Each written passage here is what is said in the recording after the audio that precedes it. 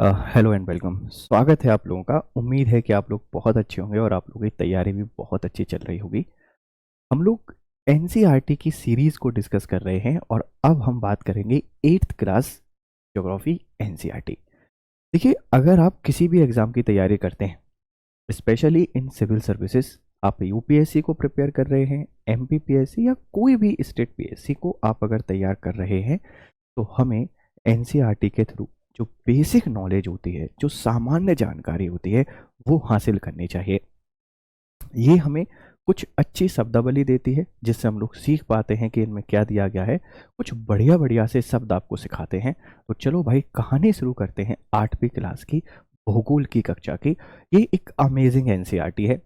इसमें बहुत सारी चीज़ें बहुत बेसिक के साथ आपको दी गई हैं, और जब हम चीज़ों को बेसिक से पढ़ते हैं, ये ऑटोमेटिकली बहुत अच्छी हो जाती है। चलिए भाई, देखते हैं कहानी को। तो बच्चा, क्या पढ़ने वाले हैं ये देख लीजिए। सामाजिक विज्ञान, सोशल साइंस। इस किताब का टाइटल दिया गया है संसाधन एवं विकास। अब जनरली हम लोगों के माइंड में एक वर्ड आता है रिसोर्सेज, तो बच्चे इस पर फोकस नहीं करते हैं, लेकिन करना चाहिए। आज जो कुछ भी हमको दिखाई दे रहा है, जो भी हमारे आसपास है, इट्स ऑल अबाउट रिसोर्सेज। अगर हम इनको डेवलप नहीं करते, अगर संसाधनों को डेवलप नहीं करते, तो शायद इस दुनिया में जो कुछ भी आपको दिखाई दे रहा है, जैसे हम लोग आपस में कनेक्टेड हैं, तो इस कनेक्शन के पीछे भी कारण संसाधन है। ये जो इलेक्ट्रिसिटी है, ये कैसे बन रही है, इसके पीछे भी कारण संसाधन है। अब वो कोई भी हो सकते हैं, इसके पीछे कोई भी रीजन हो सकता है, किसी भी टाइप का रिसोर्स हो सकता है, लेकिन रिसोर्सेज हैं। जैसे आप लोग अगर शिक्षा ग्रहण कर रहे हैं, आप पढ़ रहे हैं, मैं आपको पढ़ा रहा हूँ, तो यहाँ भी एक संसाधन है। जैसे आप लोग जानते हैं, ह्यूमन रिसोर्स, मानव संसाधन के नाम से। अगर मानव संसाधन कुशल नहीं होगा, इफ मानव human resource is not skilful, then we never do anything. हम कुछ भी नहीं कर पाएंगे। हमें बहुत कुछ करने के लिए सबसे ज़्यादा ज़रूरी फोकस है मानव संसाधन को बेहतर बनाने में। तो ये जो क्लास है, ये रिसोर्सेज के बारे में बात करेगी। बहुत कुछ आपने देखा होगा, जो भी आपको दिखाई देता है, ये सब कुछ एक तरीके से आपका रिसोर्स है। ठीक है भाई, चलिए देखो। तो एनसीईआरटी, और ये एनसीईआरटी कौन सी क्लास की बच्चा? ये एट्थ क्लास एनसीईआरटी है। एट्थ क्लास को हम पढ़ने वाले हैं, और इस एट्थ क्लास में किस चीज़ की एनसीईआरटी पढ़ेंगे बच्चा? तो हम पढ़ेंगे जो जियोग्राफी है, इस जियोग्राफी की एनसीईआरटी, ज्योग्राफी आप जैसे यहाँ पर बोलते हैं, इस एनसीईआरटी पे चर्चा करने वाले। ठीक है भाई, इसमें क्या क्या दिया गया है, क्या क्या पढ़ेंगे? तो सबसे पहला टॉपिक बच्चा हमारा है रिसोर्सेज। मतलब पहले वाले टॉपिक में आपको बताया जाएगा कि व्हाट इज रिसोर्स, ये रिसोर्सेज होते क्या है। फिर हम देखेंगे कि इनकी जो यूटिलिटी है, वो यूटिलिटी क्या होती है, कैसे हम इनका संरक्षण कर सकते हैं, इनका कंजर्वेशन कैसे किया जा सकता है। और इसी में हम लोग देखेंगे इनके टाइप्स क्या होते हैं, कितने प्रकार के संसाधन होते हैं। सिर्फ इससे तो पता नहीं चलेगा ना कि मैंने आपको बता दिया कि संसाधन कोई भी एक ऐसी व्यवस्था जिसके द्वारा मानव सभ्यता को विकसित करने में मदद मिलती है, या ऐसी कोई भी चीज़ जिसका एक इकोनॉमिक वैल्यू होती है, जिसकी एक यूटिलिटी होती है, आप इसको संसाधन कहते हैं? नहीं। संसाधन ने मानव सभ्यता को विकसित बनाया है, चाहे भले आपके पास वो जल संसाधन हो। वाटर रिसोर्स कैसे मानव सभ्यता को विकसित बना सकता है बच्चा? तो आपने पुराने समय में सिविलाइजेशन को देखे होंगे। ये सारे के सारे सिविलाइजेशन किसी ना किसी रिवर वैली के पास डेवलप हुए हैं, और ये रिवर वैलियों ने मानव सभ्यताओं को विकसित बनाया है। फिर ट्रेड स्टार्ट हुआ, उस ट्रेड में भी नदियों की बहुत बड़ी भूमिका है। आज के समय पर अगर समुद्री व्यापार नहीं हो, तो हम बहुत भारी भारी सामान या बहुत बड़े बड़े जो ट्रेड हम करते हैं दो देशों के बीच में, इसमें हमारी ओशियन, हमारे समुद्र, हमारा जल हमारी हेल्प करता है। तो कोई भी संसाधन हो, चाहे भले वो मानव संसाधन ही क्यों ना हो, अगर ये विकसित नहीं होता, अगर हम साइंस को पढ़ना नहीं सीखते, अगर हम डेवलपमेंट नहीं करते, तो शायद आज इस दुनिया में जो कुछ दिखाई दे रहा है, कुछ भी नहीं होता। तो सबसे पहले हम रिसोर्सेज की बात करेंगे। सेकंड टॉपिक है, इसमें काफ़ी सारी चीज़ दी गई हैं, जैसे लैंड है, soil, water, natural vegetation and wildlife resources. इन सब की अपनी इंपॉर्टेंस है। जितनी भी शब्दावली यहाँ पर लिखी गई हैं, ये इंपॉर्टेंट है। चाहे भले आपके पास वो लैंड हो, स्थल जिस पे हम लोग रह रहे हैं, हमारा धरातल, इसका भी बेटा अपना महत्व है।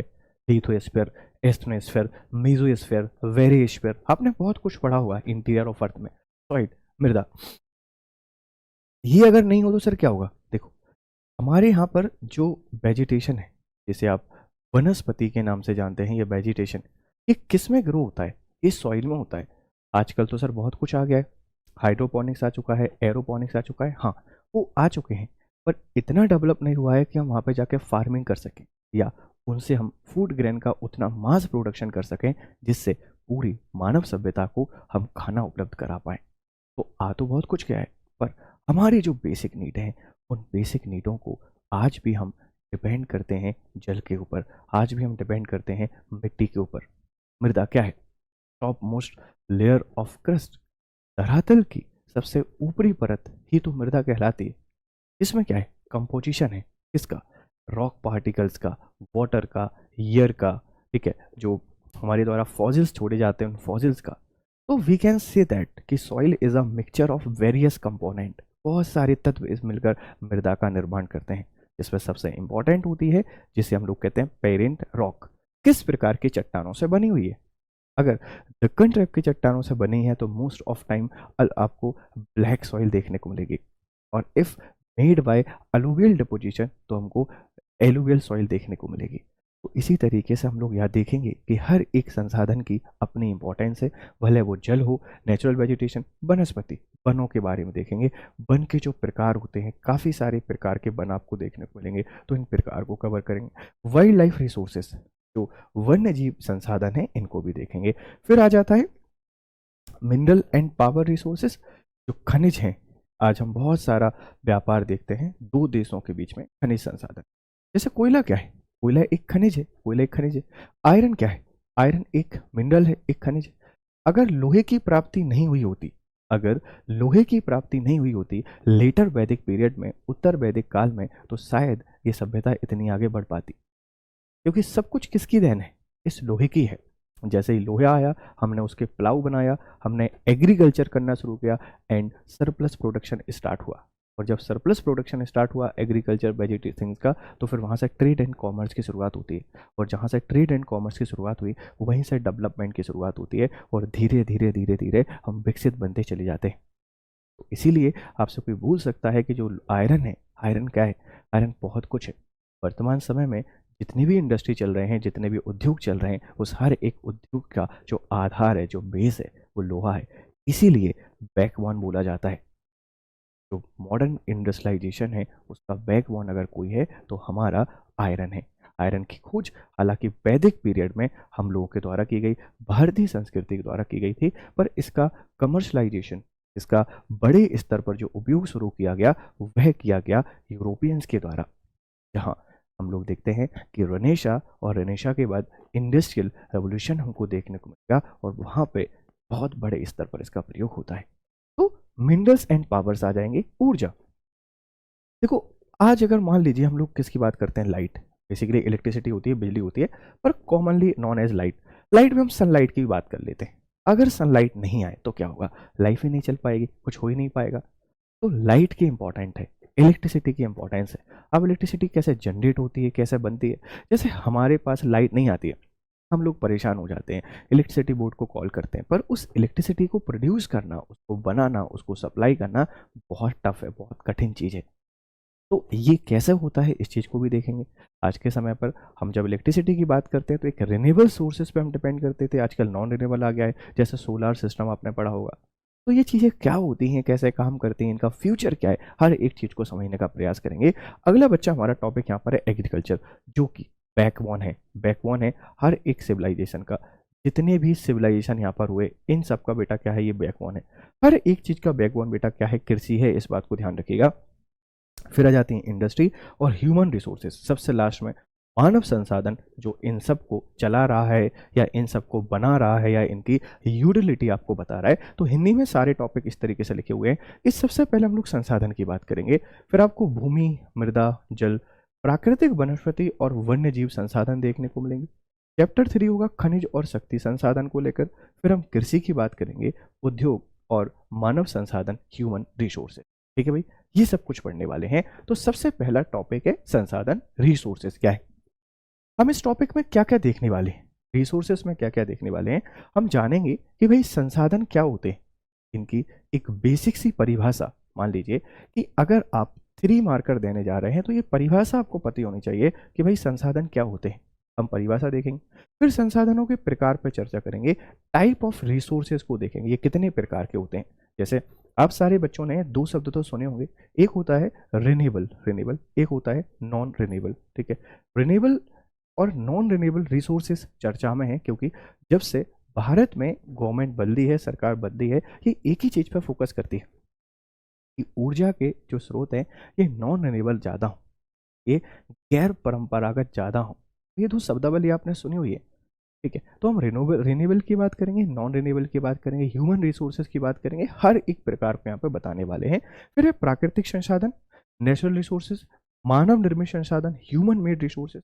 मानव संसाधन ह्यूमन एक रिसोर्स है, नवीनीकरण संसाधन और अनवीनीकरण संसाधन। पहला जो टॉपिक है, इस पहले टॉपिक में जितनी सारी बातें आपसे होनी है वो सारी बातें बेटा रिसोर्सेज के आसपास होंगी। ये सारी बातें संसाधन को लेकर होंगी कि संसाधन क्या है, इनके प्रकार क्या है और कैसे आप इनका बेहतर उपयोग कर पाते हैं। चलो भाई देखते हैं कहानी को।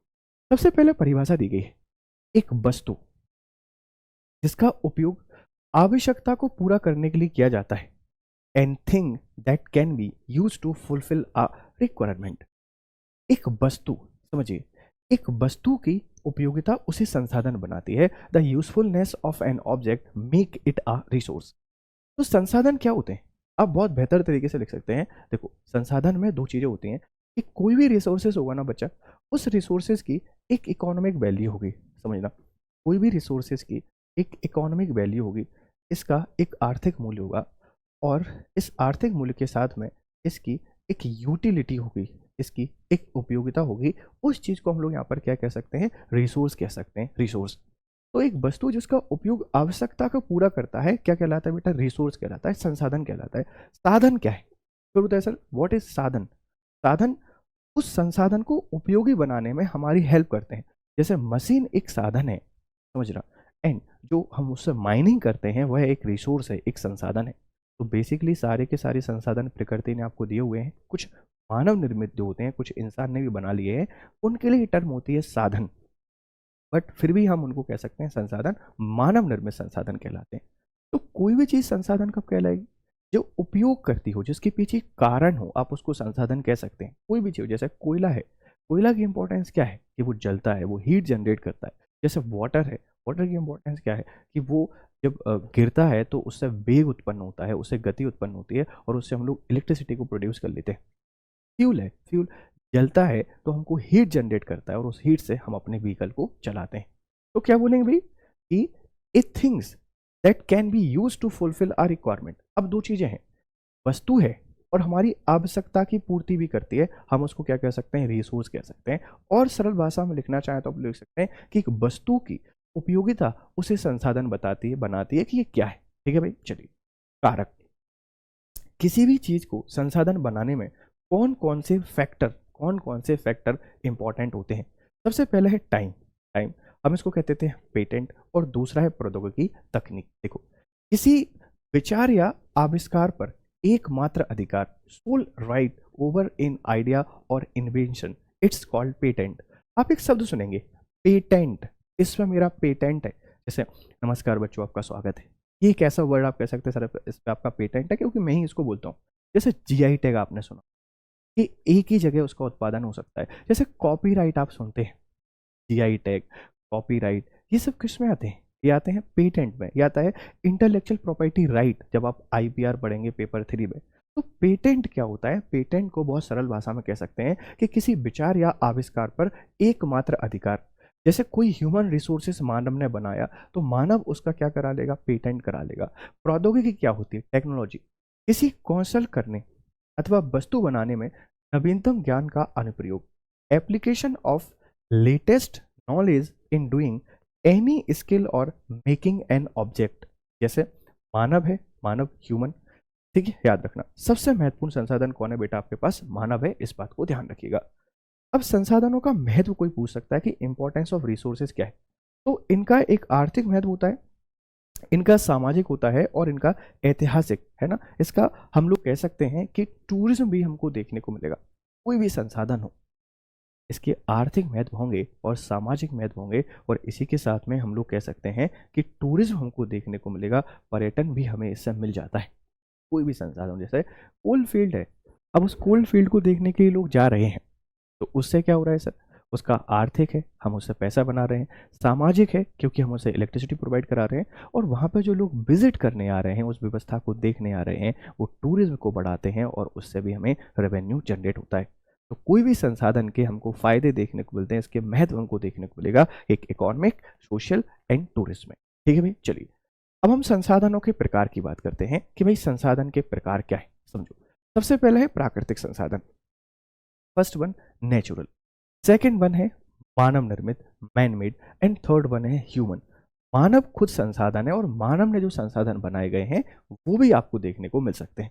ठीक है भाई, चलिए तो प्राकृतिक संसाधन की जब भी हम लोग बात करते हैं, प्राकृतिक संसाधन को हम कुछ कैटेगरी में डिवाइड करेंगे। देखो बेटा, आपसे कोई पूछेगा कि व्हाट इज रिसोर्सेज, संसाधनों के प्रकार बता दीजिए, सिर्फ इतनी सी जो पहला वाला फ्लो चार्ट है, ये एक 3 मार्कर है, आप बता देंगे संसाधन 3 प्रकार के होते हैं, एक प्राकृतिक, एक मानव निर्मित, और मानव खुद अपने आप में एक संसाधन है, तो 3 नंबर आपको मिल गए। आपसे किसी ने पूछा कि संसाधनों के प्रकार बताइए, आप ये वाला फ्लो चार्ट बना के ये फ्लो चार्ट बनाएंगे, फिर मानव निर्मित का, फिर मानव, तो आपको 5 नंबर मिल सकते हैं, और इन्हीं को एक्सप्लेन कर देंगे, इन्हीं को लिख देंगे, तो 11 नंबर का सवाल आपका एक कवर हो जाएगा। एमपीपीएससी मीन्स पेपर जो फर्स्ट है, ज्योग्राफी वाला पोर्शन, या पेपर 3 जब वहाँ पे साइंस एंड टेक को पढ़ेंगे, तो वहाँ पे ये चीज़ें आपको हेल्प कर सकती हैं कि रिसोर्सेज क्या होते हैं, इनके प्रकार क्या होते हैं। तो संसाधन 3 प्रकार के हैं, पहला प्रकृति जिसने दिया है, दूसरा मानव निर्मित जिसको हमने डेवलप किया है, और तीसरा मानव खुद अपने आप में एक संसाधन है, इज ऑल्सो अ रिसोर्स। तो first one is natural, second one man made, and third one is your human, right.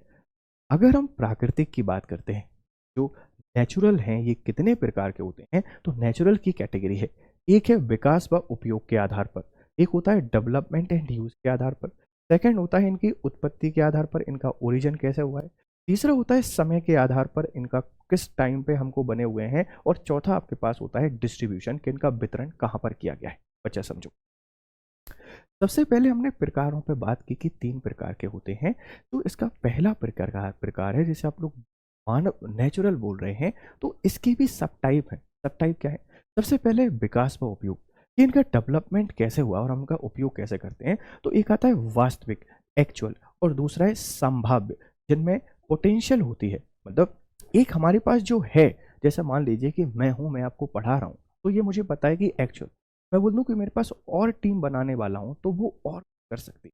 तो जो हमको पता है, जिसके बारे में हम लोग जानते हैं, इट्स एक्चुअल, और जिनको हम बाद में पहचानेंगे, जिनके बारे में हम लोग को बाद में पता चलेगा, वो पोटेंशियल कहती है। जैसे नागपुर के पठार में बहुत सारे रिसोर्सेस पाए जाते हैं, हमें पता है कि कितने हैं, उनकी क्षमता क्या है, वो एक्चुअल है। और रिसेंटली हमको कहीं पर सोने के भंडार मिले हैं, ये उसका पोटेंशियल होगा, कि हो सकता है कि उसकी कितनी कैपेसिटी हो, कितना उसका महत्व हो। जब भी बच्चा हम लोग यहाँ पर बात करते हैं कि विकास व उपयोग के आधार पर, तो एक वास्तविक होते हैं, एक आपके पास कौन से होते हैं, संभाव्य होते हैं। अगर उत्पत्ति की बात करें, ओरिजिन की बात करें, तो ओरिजिन के आधार पर 2 प्रकार के हो सकते हैं, एक होते हैं बायो, जिनमें जैव होते हैं, एक होते हैं अजैव, जिनमें अबायोटिक आप लोग कहते हैं, है ना। चलिए, फिर होता है समय के आधार पर, ये सबसे ज़्यादा कॉमन है, जैसे आप लोग बोलते हैं नवीकरणीय और अनवीकरणीय। First one is renewable, second is non renewable. Renewable का मतलब होता है जिसको आप लोग रीयूज कर सकते हैं, और इसको आप लोग रीयूज नहीं कर सकते हैं, नॉन रिन्यूएबल। बहुत सिंपल सी कहानी है। फिर है वितरण, कुछ ऐसे होते हैं जो सर्वव्यापित हैं, जो यूनिवर्सल हैं, ठीक है, यूबी क्विट्स क्यूटेस इनको बोला जाता है, यूबी क्यूटेस। फिर है स्थानिक के, जैसे आप लोग कहते हैं लोकल, जो किसी स्थान विशेष पर देखने को मिलेंगे। एक 5 नंबर का सवाल बहुत बढ़िया बन गया, पूरा का पूरा। एक ये बन गया भाई, प्राकृतिक संसाधन क्या होते हैं, इनके प्रकार बता दीजिए। आप लोग बता देंगे ऐसे संसाधन जो प्रकृति द्वारा प्रदत्त हम होते हैं, आप उनको प्राकृतिक संसाधन कहते हैं। Resources which are provided by nature, it's called natural resources. इनके निम्नलिखित प्रकार हैं, इनके निम्नलिखित टाइप हैं। जब टाइप बताएंगे, तो टाइप में हर एक चीज को लिख देंगे कि इतने प्रकार से हम इनको डिवाइड कर सकते हैं। ठीक है भाई, चलिए अब प्राकृतिक संसाधन की बात करते हैं, नेचुरल रिसोर्सेज को देखते हैं, ये होते क्या है, बच्चा समझना। पहली चीज है वे संसाधन जो प्रकृति से प्राप्त होते हैं और अधिक संशोधन के बिना उपयोग में लाए जाते हैं। Resources that are derived from nature and used without much modification. ऐसे के ऐसे संसाधन जो प्रकृति ने हमको दे दिए हैं और हम इनका उपयोग कर रहे हैं। जैसे एयर है, एयर को हम उपयोग कर रहे हैं। अब पॉल्यूशन हमने उसमें मिलाया है, प्रकृति ने नहीं मिलाया। जैसे वाटर है, पानी को हम लोग यूज कर रहे हैं, वाटर को गंदा हम कर रहे हैं, प्रकृति ने नहीं किया हुआ है। तो एयर हुआ, वाटर हुआ, लैंड हुआ, नेचुरल वेजिटेशन, ये क्या है? ये सब प्राकृतिक संसाधन है, प्रकृति ने दी है और हम उनको वैसा का वैसा यूज कर रहे हैं, थोड़ा बहुत हम उनमें संशोधन कर लेते हैं। जैसे अब हवा तो हमको मिलती है, हमको ठंडी हवा चाहिए तो हम लोग क्या करते हैं, एसी लगा लेंगे, कूलर लगा लेंगे, फैन लगा लेंगे, राइट। तो वो संसाधन that are provided by resources या derived from the nature used without much modification, इसमें आपके पास आ जाते हैं वायु, नदियां, जल, मृदा, खनिज आदि। Air, reverse, water, soil and minerals, इनमें से बहुत का प्रयोग करने के लिए समय और प्रौद्योगिकी की आवश्यकता होती है। इनमें से जैसे अगर मैं आपसे बात करूं, भाई जो खनिज है, इस खनिज का आप उपयोग ऐसे नहीं कर सकते। चलो जल का कर लिया, नदियों का कर लिया, मृदा का कर सकते हैं, वायु का कर सकते हैं, पर खनिज का हम यूज ऐसे नहीं कर सकते। तो इनका यूज करने के लिए, है ना, to use many of these requires time and technology. इनका उपयोग करने के लिए हमें समय और तकनीक दोनों चाहिए होती है। प्राकृतिक संसाधनों का वितरण भूभाग, जलवायु, ऊंचाई जैसे अनेक भौतिक कारणों पर निर्भर करता है। बिल्कुल करेगा बच्चा, समझो। देखो, जैसे कहीं पर वॉल्केनिक वो है, वॉल्केनिज्म आया हुआ है, वॉल्केनो आया हुआ था, तो यहाँ पर हमको दक्कन ट्रैप देखने को मिल जाएगा, दक्कन ट्रैप। और जहाँ पर आपके पास डेजर्ट है, यहाँ हमको क्या देखने को मिलेगा, सैंड देखने को मिलेगा। तो प्राकृतिक संसाधन का वितरण किस पर डिपेंड करता है बच्चा? हम कहते हैं भूभाग पर, जलवायु पर, ऊंचाई जैसे अनेक भौतिक कारकों पर निर्भर करता है। अब आपसे कोई क्वेश्चन पूछता है, ऐसे कौन कौन से कारक होते हैं जो प्राकृतिक संसाधन के वितरण को प्रभावित करते हैं? Factors which are affecting a distribution of natural resources. आप लिख सकते हैं क्लाइमेट इंपॉर्टेंट है, जलवायु बहुत इंपॉर्टेंट होता है बेटा, याद रखिएगा, भूभाग और ऊंचाई, कि किस लैंडमास पे आप लोग रहते हैं, किस जगह पे आप लोग रह रहे हैं, कितनी ऊंचाई पर हैं, कैसा क्लाइमेट आपको देगा, उससे बहुत कुछ है। सारे के सारे प्राकृतिक संसाधन उसी पर निर्भर करते हैं। पृथ्वी पर इन कारकों में भिन्नता होने के कारण संसाधनों का असमान वितरण पाया जाता है। बिल्कुल बहुत सही बात है बच्चा, समझो। देखो, जहां जहां आपको रिवर वैलीज देखने को मिलेंगी, वहां वहां हमको एलुवियल सॉइल देखने को, जहां भी नदी घाटियां हैं वहां हमको फूल रिजर्व देखने को मिल जाएंगे। तो जहां एलुवियल सॉइल है वहां एग्रीकल्चर पॉसिबिलिटी बहुत ज़्यादा है, फार्मिंग पोटेंशियल बहुत है। और जहां एलुवियल सॉइल नहीं है वहां कृषि उत्पादन उतना नहीं होता है। तो जो संसाधनों का वितरण है, इन संसाधनों के वितरण में बहुत बड़ी चीजें हैं। इन जो कारक हैं, इन कारकों के कारण जो डिस्ट्रीब्यूशन ऑफ रिसोर्सेज है, इनमें बहुत अंतर पाया जाता है, ध्यान रखिएगा। अब हम लोग बात करते हैं विकास और उपयोग के आधार पर जो संसाधन है, वास्तविक संसाधन और संभाव्य संसाधन, एक्चुअल रिसोर्सेज। वे संसाधन जिनकी मात्रा ज्ञात होती है, those sources whose quantity is known। उदाहरण, जर्मनी के रूर प्रदेश में कितने मिनरल्स हैं हमको पता है, पश्चिमी एशिया में खनिज तेल, महाराष्ट्र में दक्कन पठार की काली मिट्टी। तो एग्जाम्पल है रूर रीजन ऑफ जर्मनी। तो क्या बताओगे भाई, वास्तविक संसाधन जिनकी मात्रा पता होती है। जैसे बच्चे समझो, आपका कोई ग्रुप है, ग्रुप, इस ग्रुप में 10 लोग हैं, 10 लोग हैं, तो आपको पता है कि आपकी क्षमता कितनी है, भाई हम 10 लोग हैं। अब आप ट्रिप पे जा रहे हैं, तो अब उस ट्रिप पर आप तो जा ही रहे हैं, आपका ग्रुप तो जा ही रहा है, और इस ग्रुप के जो लोग हैं इनके फ्रेंड्स भी जा रहे हैं। तो अब नहीं पता कि कितने लोग जा रहे हैं, वो कब फाइनल होंगे, जब आप ट्रिप पे पहुंच जाओगे। तो जो पोटेंशियल होते हैं, जो संभाव्य होते हैं, वे संसाधन, वे संसाधन जिनकी संपूर्ण मात्रा ज्ञात नहीं होती है, परंतु इन संसाधनों का उपयोग भविष्य में किया जा सकता है, are those whose entire quantity may not be known but these resources could be used in the future। क्योंकि वर्तमान में हमारी प्रौद्योगिकी का स्तर इतना विकसित नहीं है। क्यों नहीं पता कर पा रहे हैं? क्योंकि हमारी जो टेक्नोलॉजी है उतनी डेवलप नहीं हुई है। तो प्राकृतिक संसाधन विकास और उपयोग के आधार पर दो प्रकार के होते हैं। पहले हैं एक्चुअल, वास्तविक, दूसरे हैं भविष्य में, जिनके बारे में हमको पता चलेगा। ठीक है भाई, चलिए आगे बढ़ते हैं। उत्पत्ति के आधार पर, बेस्ड ऑन देयर ओरिजिन, ये दो प्रकार के होते हैं। जैसे जैव संसाधन, अबायोटिक रिसोर्सेज, ऐसे संसाधन जो सजीव होते हैं जैसे पौधे, जंतु आदि। Resources that are live such as plant, animal, etc. Sir, plant या नेचुरल वेजिटेशन में हम पेड़ों के बारे में पढ़ते हैं, जंतु बहुत सारे हैं, जैसे बैक्टीरिया की हम लोग यहाँ पर बात करते हैं, ठीक है, या ब्लू ग्रीन एल्गी की हम लोग यहाँ पर बात करेंगे। ये सब क्या है, हमारे लिए रिसोर्सेज हैं, याद रखना। और अजैव संसाधन अबायोटिक रिसोर्सेज, ऐसे संसाधन जो निर्जीव होते हैं जैसे मृदा, चट्टान, खनिज। Resources that are unlimited such as soil, rock and minerals. तो देखो भाई, हमसे कोई पूछ सकता है कि उत्पत्ति के आधार पर कितने प्रकार के होते हैं, दो प्रकार के, abiotic and second one is your biotic, ठीक है, जैव और अजैव। बेटा ये बायोटिक आएगा, है ना, ये बायोटिक आएगा। तो बायोटिक में कौन आ जाएगा बेटा, यहाँ पर आ जाएगा आपके पास एनिमल एंड प्लांट। अबायोटिक में कौन आ जाएगा, अजैव में कौन आ जाएगा, यहाँ पर आ जाते हैं हमारी सॉइल मिनरल्स एंड रॉक्स। तो उत्पत्ति के आधार पर भी दो प्रकार के हो गए हैं। फिर समय अवधि के आधार पर बेस्ड ऑन टाइम पीरियड। तो नवीनीकरणीय संसाधन, रिन्यूएबल रिसोर्सेज, ऐसे रिसोर्सेज जिनको री री रीयूज रीयूज सिंपल हो, सरल हो, आसान हो, आप उनको रिन्यूएबल कह सकते हैं, नवीनकरणीय कहते हैं, दोबारा प्राप्त करना आसान हो। जैसे सूरज डेली निकलता है, उससे ऊर्जा बनाना आसान है। जैसे हवा डेली चलती है, उससे बिजली बनाना आसान है। तो सोलर एनर्जी इज एग्जाम्पल और renewable energy. Wind energy is also example of renewable energy. हवा चल रही है, हवा चलेगी तो पवन चक्की घूमेगी, और पवन चक्की घूमेगी तो आपको पता है कि विद्युत बनेगी।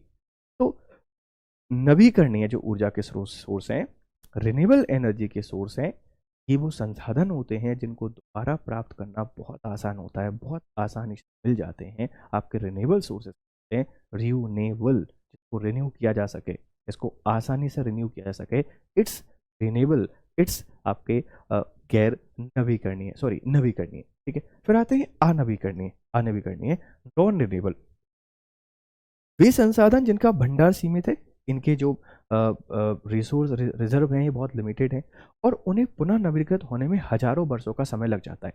देखो, जैसे कोयला, भाई ये कोयला ना आज नहीं बन गया है, इसको हजारों साल लगे हैं। जैसे पेट्रोलियम है, आज नहीं बन गया है, इसको लाखों साल लगे हैं, तब जाके आपके पास बना हुआ है। तो अनवीकरणीय नॉन रिन्यूएबल, जिनको रिन्यू करने में इट्स टेक टाइम, रिन्यू करने में टाइम लगता है, दैट्स वाई नॉन रिन्यूएबल अनवीकरणीय हम इनको बोल देते हैं, ठीक है भाई, याद रखिएगा। ये अवधि मानव जीवन की अवधि से बहुत अधिक होती है, इसलिए इसको अनवीकरणीय बोला जाता है। जैसे कि कोयला, प्राकृतिक गैस, ये सब किस में आएंगे बेटा, अनवीकरणीय, ठीक है। फिर इस संसाधनों के वितरण के आधार पर basis of their distribution resource, सर्वव्यापक वे संसाधन जो सभी जगह पाए जाते हैं, जैसे वायु, स्थानिक संसाधन जो कुछ जगह जैसे तांबा, लोहा और अयस्क, ठीक है भाई। चलिए, हमने यहाँ पर चर्चा की आप लोगों से प्राकृतिक संसाधन की। तो बच्चा, अगर मैं इसको एक्सप्लेन करने की कोशिश, थोड़ा सा आपको समझाने की कोशिश, तो हमने सबसे पहले आपको बताया कि रिसोर्सेज के टाइप। तो रिसोर्सेज कितने प्रकार के होते हैं बच्चे, रिसोर्सेज होते हैं, सबसे पहले हम लोग बोलेंगे कि नेचुरल, सबसे पहले जो रिसोर्स होते हैं वो होते हैं नेचुरल, जिनको प्रकृति देती है। दूसरे नंबर पर आपके पास आते हैं मैन मेड, जो मैन है इसके द्वारा मेड, मैन मेड। और तीसरे नंबर पर आपके पास आता है ह्यूमन, जो मानव है, ये मानव अपने आप में एक संसाधन है। तो संसाधन तीन प्रकार के हैं। अगर हम प्राकृतिक संसाधन की बात करें, तो इन प्राकृतिक संसाधन के हमने काफ़ी सारे टाइप की। जैसे सबसे पहले हमने देखा इनके डेवलपमेंट के आधार पर, इनका जो डेवलपमेंट है इसके आधार पर ये कितने प्रकार के होते हैं। तो इनके विकास के आधार पर बच्चा ये दो प्रकार के हमने देखे, एक होते हैं एक्चुअल जो हमें जिनके बारे में अभी पता है, और दूसरे हैं पोटेंशियल, जिसमें संभावना कितनी है हमको बाद में पता चलेगी। तो जर्मनी के रूर प्रदेश का हमने एग्जाम्पल देखा, हमें पता है कि कितने संसाधन पाए जाते हैं, भविष्य में कुछ अगर हमको रिसोर्सेज मिलेंगे तो उनकी पोटेंशियल हमको बाद में पता चलेगी। तो पहला है डेवलपमेंट। दूसरा हमने यहाँ पर देखा कि भाई इनमें जो जीव पाए जाते हैं, है ना, उनके जैविक गुणों के आधार पर। तो जब भी हम लोग यहाँ पर जैविक गुण की बात करते हैं, तो जैविक गुण के आधार पर ये दो तरीके के होते हैं, एक होते हैं बायोटिक और एक होते हैं अबायोटिक। जैसे बायोटिक की अगर मैं आपसे बात करता हूँ तो इसमें आ जाता है प्लांट आ जाएगा, एनिमल आ जाएगा, और अब बायोटिक में तो बच्चा आप सारी की सारी चीज़ जानते हैं कि इसमें रॉक आ जाएगा, इसमें मिनरल्स आ जाएंगे, है ना, रॉक होते हैं, मिनरल्स होते हैं, सॉइल होती है, ये सारे के सारे कैसे हैं अबायोटिक। तो डेवलपमेंट के आधार पर, जैविक गुणों के आधार पर, फिर हम लोग बात करते हैं टाइम। जो टाइम है, इस टाइम के आधार पर आप इनको दो तरीके से डिवाइड करते हैं। एक होते हैं नॉन रिन्यूएबल, नॉन रिन्यूएबल ऐसे रिसोर्सेस जिनको रिन्यू करने में समय लगता है, और दूसरे होते हैं रिन्यूएबल जिनको रिन्यू करने में समय नहीं लगता है। और फिर एक फैक्टर आपके पास आ जाता है इनका डिस्ट्रीब्यूशन, बेसिस ऑफ डिस्ट्रीब्यूशन।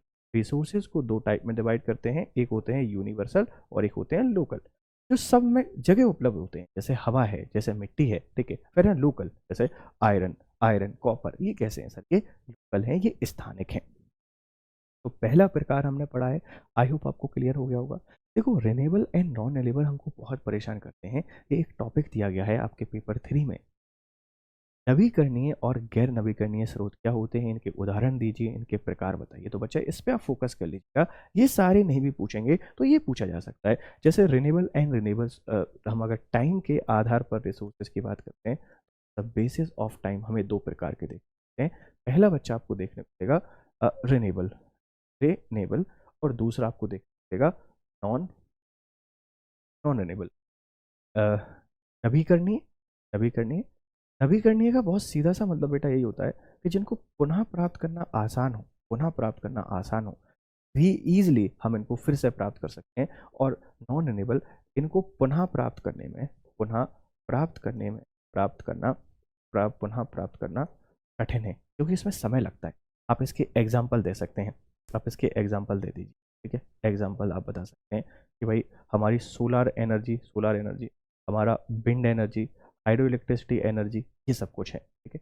जो रिन्यूएबल है, रिन्यूएबल, हम इनको new energy, new energy resources के नाम से जानते हैं, नवीन ऊर्जा के संसाधन के नाम से जानते हैं। और नॉन रिन्यूएबल को आप जानते हैं ओल्ड, ओल्ड एनर्जी रिसोर्सेज, पुराने ऊर्जा संसाधन के नाम से जानते हैं, ठीक है भाई।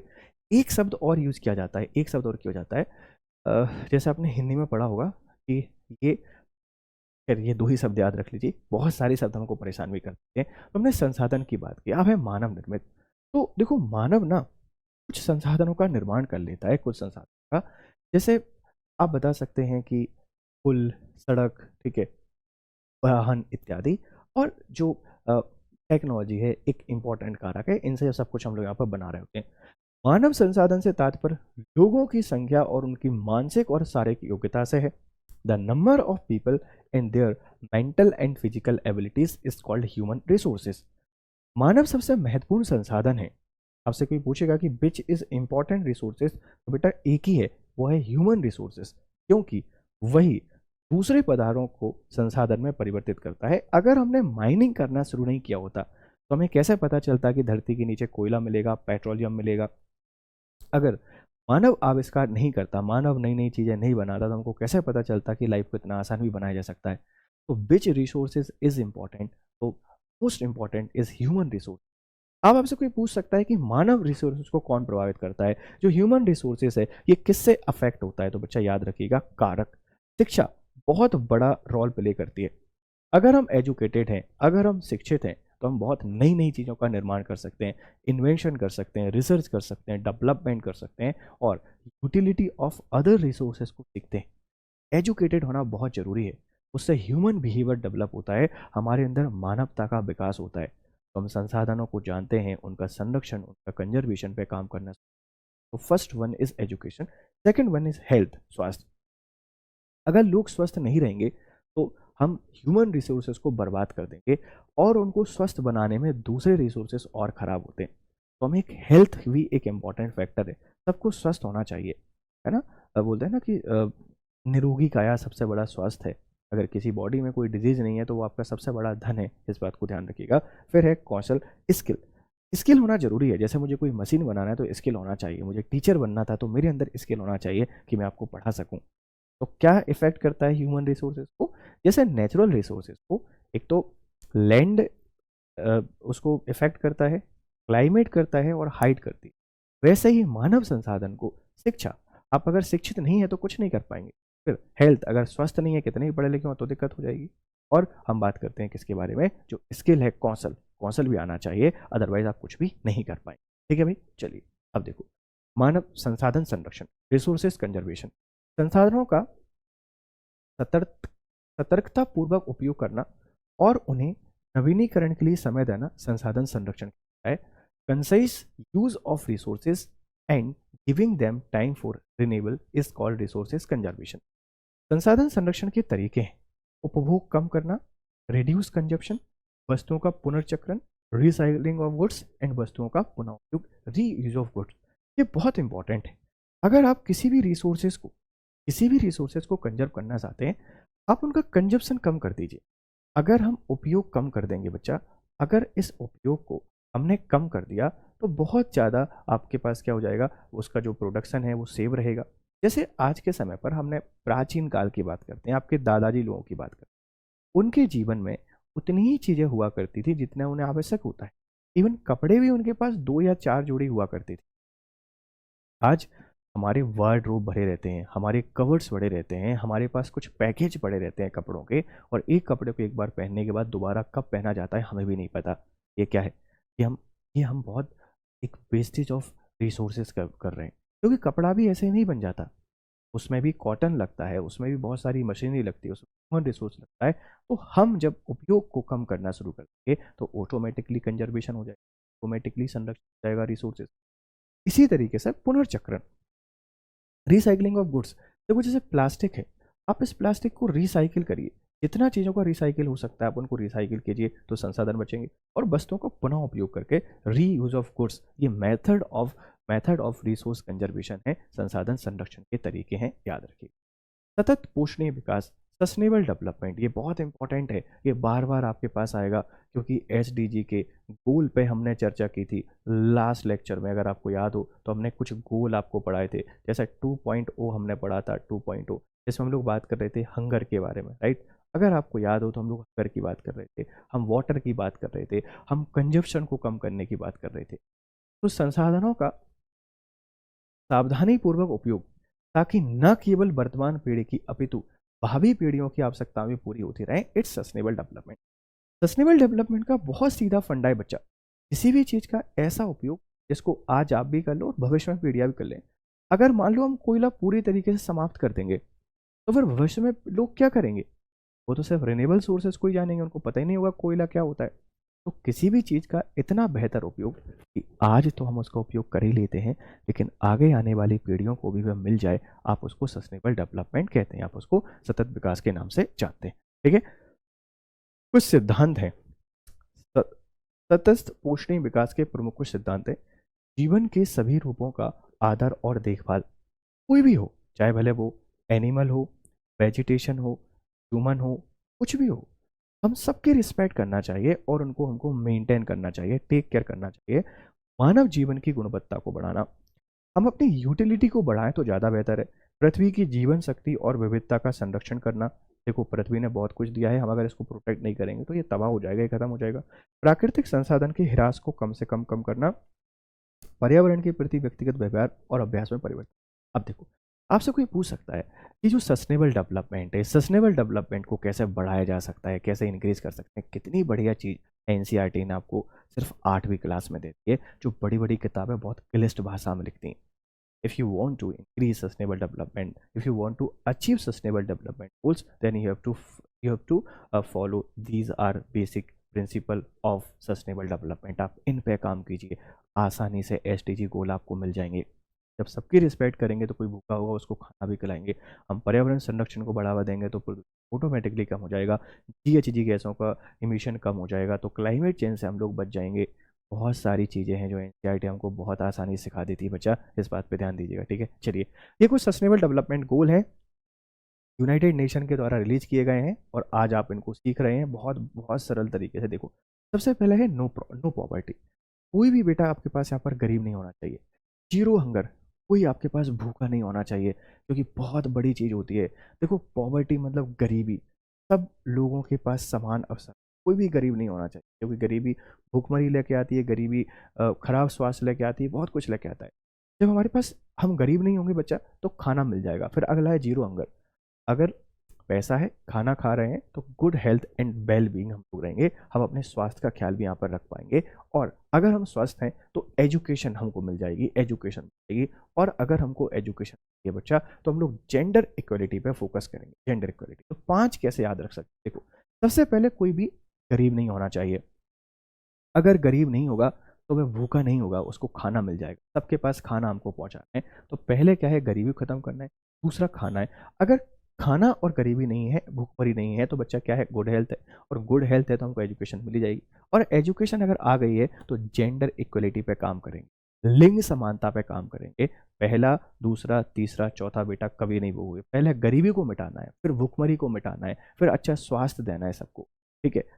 अच्छा स्वास्थ्य है तो शिक्षा मिल जाएगी, और शिक्षा मिल जाएगी तो हम समानता की बात करेंगे, विच इज जेंडर इक्वलिटी। फिर है क्वालिटी वाटर, फिर है शुद्ध जल। अगर सब कुछ ठीक ठाक चल रहा है तो अच्छा पानी तो हम लोग यहाँ पर पी सकते हैं। फिर है अफोर्डेबल क्लीन एनर्जी। 7वें नंबर पर बेटा कौन है, एनर्जी। 8वें पर है decent work and economic growth. ये हमने पढ़ाया था आपको लास्ट वाली class, decent work and economic. अच्छा काम और आर्थिक विकास होना चाहिए। इंडस्ट्री में इनोवेशन होना चाहिए। 90 में है इंडस्ट्रियल इनोवेशन। 10वें में है रिड्यूस इन इक्वालिटीज, बहुत सारी असमानता है, इनको समाप्त करेंगे। Sustainable cities and communities. 11वें में है कि हमको ऐसे शहर बनाने जो सस्टेनेबल हों, जो सतत विकसित हों, ठीक है। 12वें में है रिस्पॉन्सिबल कंजप्शन एंड प्रोडक्शन। 12वां है रिस्पॉन्सिबल कंजप्शन एंड प्रोडक्शन, हमें अच्छा उत्पादन और उपभोग करना है। Climate action. 13वें में है क्लाइमेट एक्शन।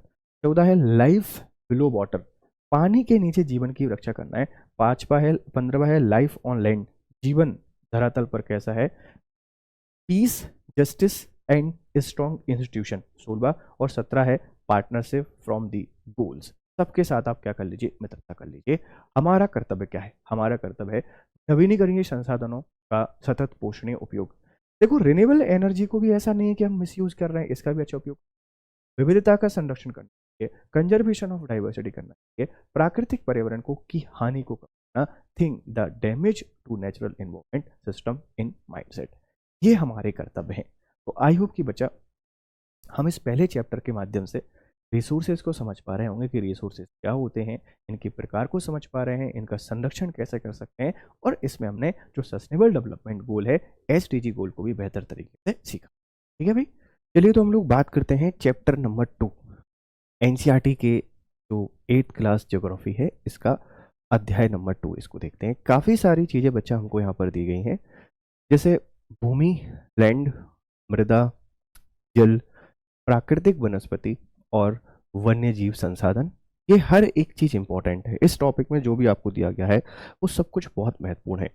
हम कोशिश ये करेंगे कि लगभग हर एक चीज़ को देखें। सबसे पहला टॉपिक हम यहाँ पे देखेंगे मृदा की, जो लैंड है इस लैंड को देखेंगे। फिर सॉइल की, जो लैंड पे जो सॉइल पाई जाती है, top most layer of crust is called soil.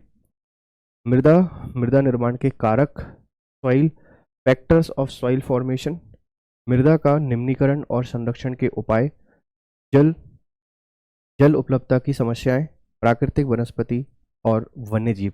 ये सब कुछ आपके यहाँ पे देखने मिलने वाला है। मतलब हर एक टॉपिक जो यहाँ पे दिया गया है, इसकी बारीकी आपके सामने आने वाली है, और यहाँ से काफ़ी सारे सवाल बनते हैं। आप देखेंगे कि पीटी में तो डायरेक्टली क्वेश्चन आ जाते हैं, पीटी में डायरेक्ट क्वेश्चन होते हैं, लेकिन जब लोग मेंस एग्जामिनेशन का हिस्सा बनते हैं तो इस मेंस एग्जामिनेशन में कभी आपके पास 3 मार्कर और कभी आपके 5 मार्कर के क्वेश्चन आ जाते हैं। तो 3 मार्कर और 5 मार्कर के लिए आप अच्छे तरीके से इन किताबों को पढ़ें, क्योंकि यहाँ से बहुत सारी डेफिनेशंस आती हैं। जैसे भूमि की अगर हम लोग बात करें, लैंड, तो बच्चा सभी महत्वपूर्ण प्राकृतिक संसाधनों में भूमि भी शामिल है। कैसे शामिल है? क्योंकि भूपृष्ठ के कुल क्षेत्रफल का लगभग 30% भाग भूमि है। देखो, हमारी जो पृथ्वी है, इस पृथ्वी को आप जब भी देखेंगे तो इस पृथ्वी में आप देखते हैं इस तरीके से कि लगभग जो 30% हिस्सा है, 30% जो भाग है, ये आपके पास लैंड है। बाकी रिमेनिंग जो पूरा हिस्सा है आपके पास वाटर है, कितना, 70%। तो एक सवाल आपसे कोई पूछ सकता है कि हमारी जो धरातल है, हमारा जो भूपृष्ठ है, इसके कितने क्षेत्रफल पर भूमि है। भूमि जैसे आप लोग कह सकते हैं कि जहाँ पे हम लोग रह सकते हैं, जहाँ हम लोग कल्टीवेशन कर सकते हैं, इट्स ओनली 30%। ये सिर्फ 30% है टोटल एरिया का, ध्यान रखिएगा। भूमि और जलवायु के भिन्न भिन्न लक्षणों के कारण विश्व के विभिन्न भागों में जनसंख्या का वितरण असमान पाया जाता है, ये भी आप लोग याद रखिएगा। और भूमि का उपयोग विभिन्न कार्यों के लिए किया जाता है। जैसे आपसे किसी ने क्वेश्चन पूछा कि यूजेस ऑफ लैंड लिख दीजिए, यूजेस ऑफ लैंड लिख दीजिए, जो भूमि है आप इसके उपयोग लिख दीजिए, और ये क्वेश्चन आ गया आपका 3 मार्कर में। तो बच्चा आप क्या लिखेंगे, जो भूमि है इस भूमि की ये उपयोग है, कौन कौन से हैं? जैसे हम एग्रीकल्चर करते, कृषि, वानिकी, फॉरेस्ट्री, खनन, माइनिंग, रोड्स, इंडस्ट्री, ये सब हम लोग कहाँ पे करते हैं, भूमि पे ही करते हैं। ध्यान रखिए, सवाल आपके पास बन सकता है।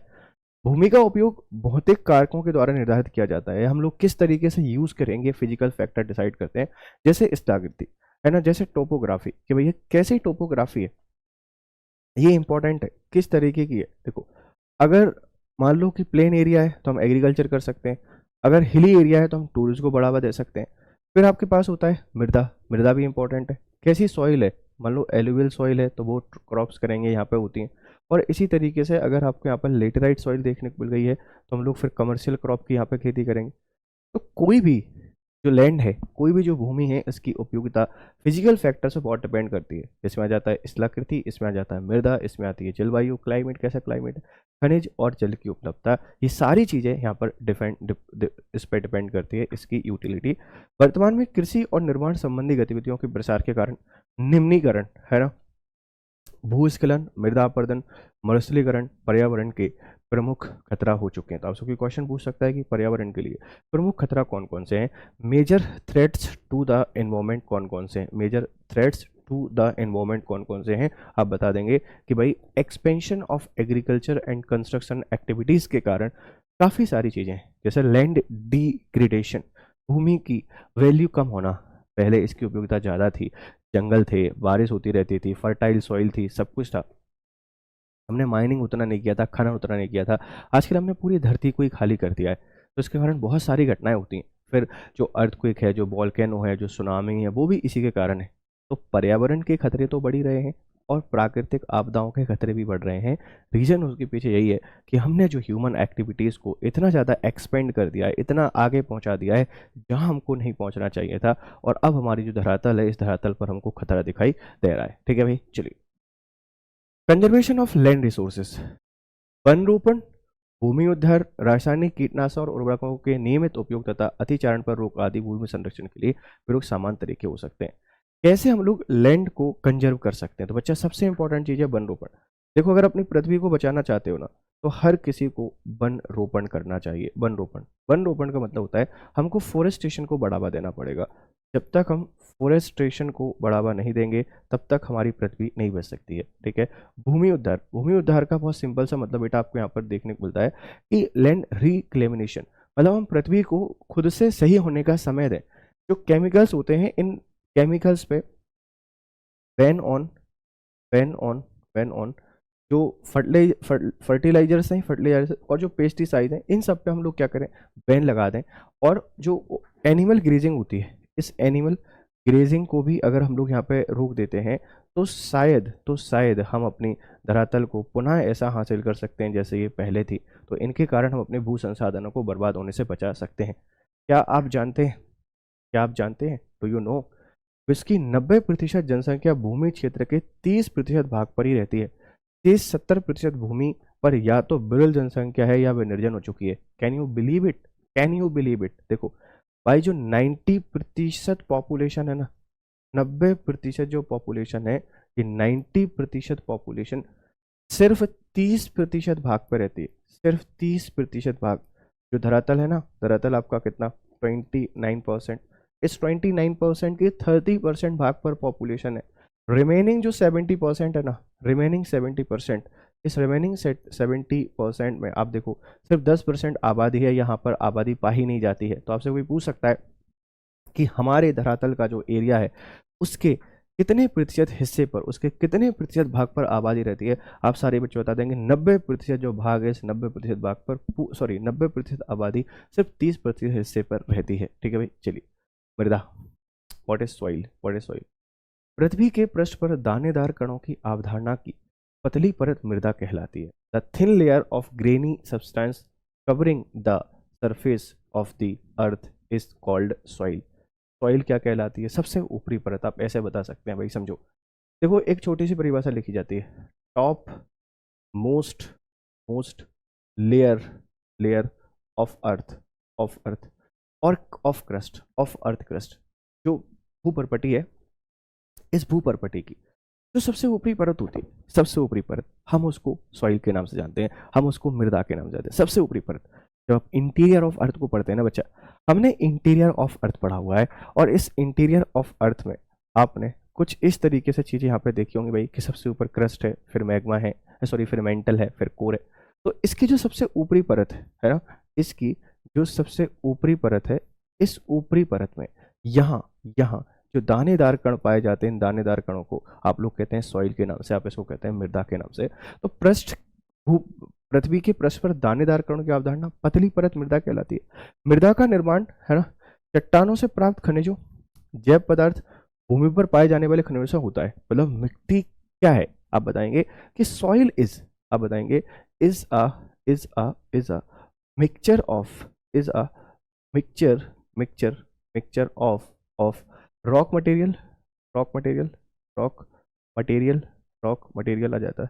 आप बता देंगे इसमें जो फॉसिल्स आ जाएंगे, ये फॉसिल्स आएंगे। फिर आप बता देंगे कि जो वाटर है, ये वाटर आ जाएगा, और एयर आ जाएगा। इन सब से मिलकर मिट्टी आपके पास बनती है। और 1 सेंटीमीटर परत को बनने में, जो 1 सेंटीमीटर लेयर है, इस 1 सेंटीमीटर लेयर को बनने में लगभग जो समय लगता है, वो लगता है 1 लाख ईयर, 1 लाख साल का समय लगता है, सिर्फ 1 सेंटीमीटर मोटी परत को बनने में। ध्यान रखिएगा। तो मृदा का निर्माण बेटा चट्टानों से प्राप्त खनिजों से, जैव पदार्थों पर, भूमि पर पाए जाने वाले खनिज, मतलब जो भी अवशेष पृथ्वी पर पाए जाते हैं, उनसे मिलकर हमारी सॉइल बनती है। ऐसे ही नहीं बन जाती, और इन सबको ना मिक्स होने में बहुत समय लगता है, इन सबके मिक्सचर होने में काफी टाइम लगता है। इसीलिए कहते हैं कि मिट्टी बहुत कीमती है, इसको बर्बाद मत कीजिए।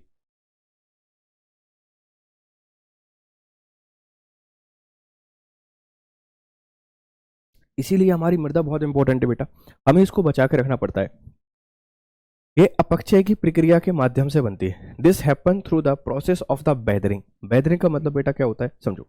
जैसे ये कोई चट्टान है, ये कोई चट्टान है, अब इसका टूट के यहीं गिरना बेटा, इट्स कॉल्ड वेदरिंग। अब इसके ये वेदरिंग हो चुकी है, ये पानी आएगा, पानी अपने साथ लेके इसको चला जाएगा, और कहीं भी ले जाके इसका डिपोजिशन कर देगा, तो सॉइल बन जाएगी। तो एक चीज तो बहुत अच्छे से क्लियर है कि भाई जो मिट्टी है ना, ये कैसी होगी, ये रॉक के ऊपर बहुत डिपेंड करती है। किस प्रकार की रॉक है, किस प्रकार की चट्टान है, उस पर बहुत डिपेंड करती है हमारी मिट्टी। जैसे मान लो अगर इग्नियस रॉक है, इग्नियस, तो एक चीज तो फिक्स है भाई, ब्लैक सॉइल पाई जाएगी, ठीक है। और जब ब्लैक सॉइल एक ऐसे क्षेत्र में है जहाँ बहुत ज़्यादा बारिश हो जाए, टेम्परेचर होता है, तो यही आगे जाके आपके पास क्या होती है, इसके आसपास हमको रेड सॉइल देखने को मिल जाती है। क्या मिलेगा, रेड सॉइल, ठीक है, जहाँ जहाँ हमको इसके बाद वाली चट्टानें देखने को मिलेंगी। तो खनिजों और जैव पदार्थों का सही मिश्रण मृदा को उपजाऊ बनाता है। The right mixture of minerals and organic material make the soil fertile.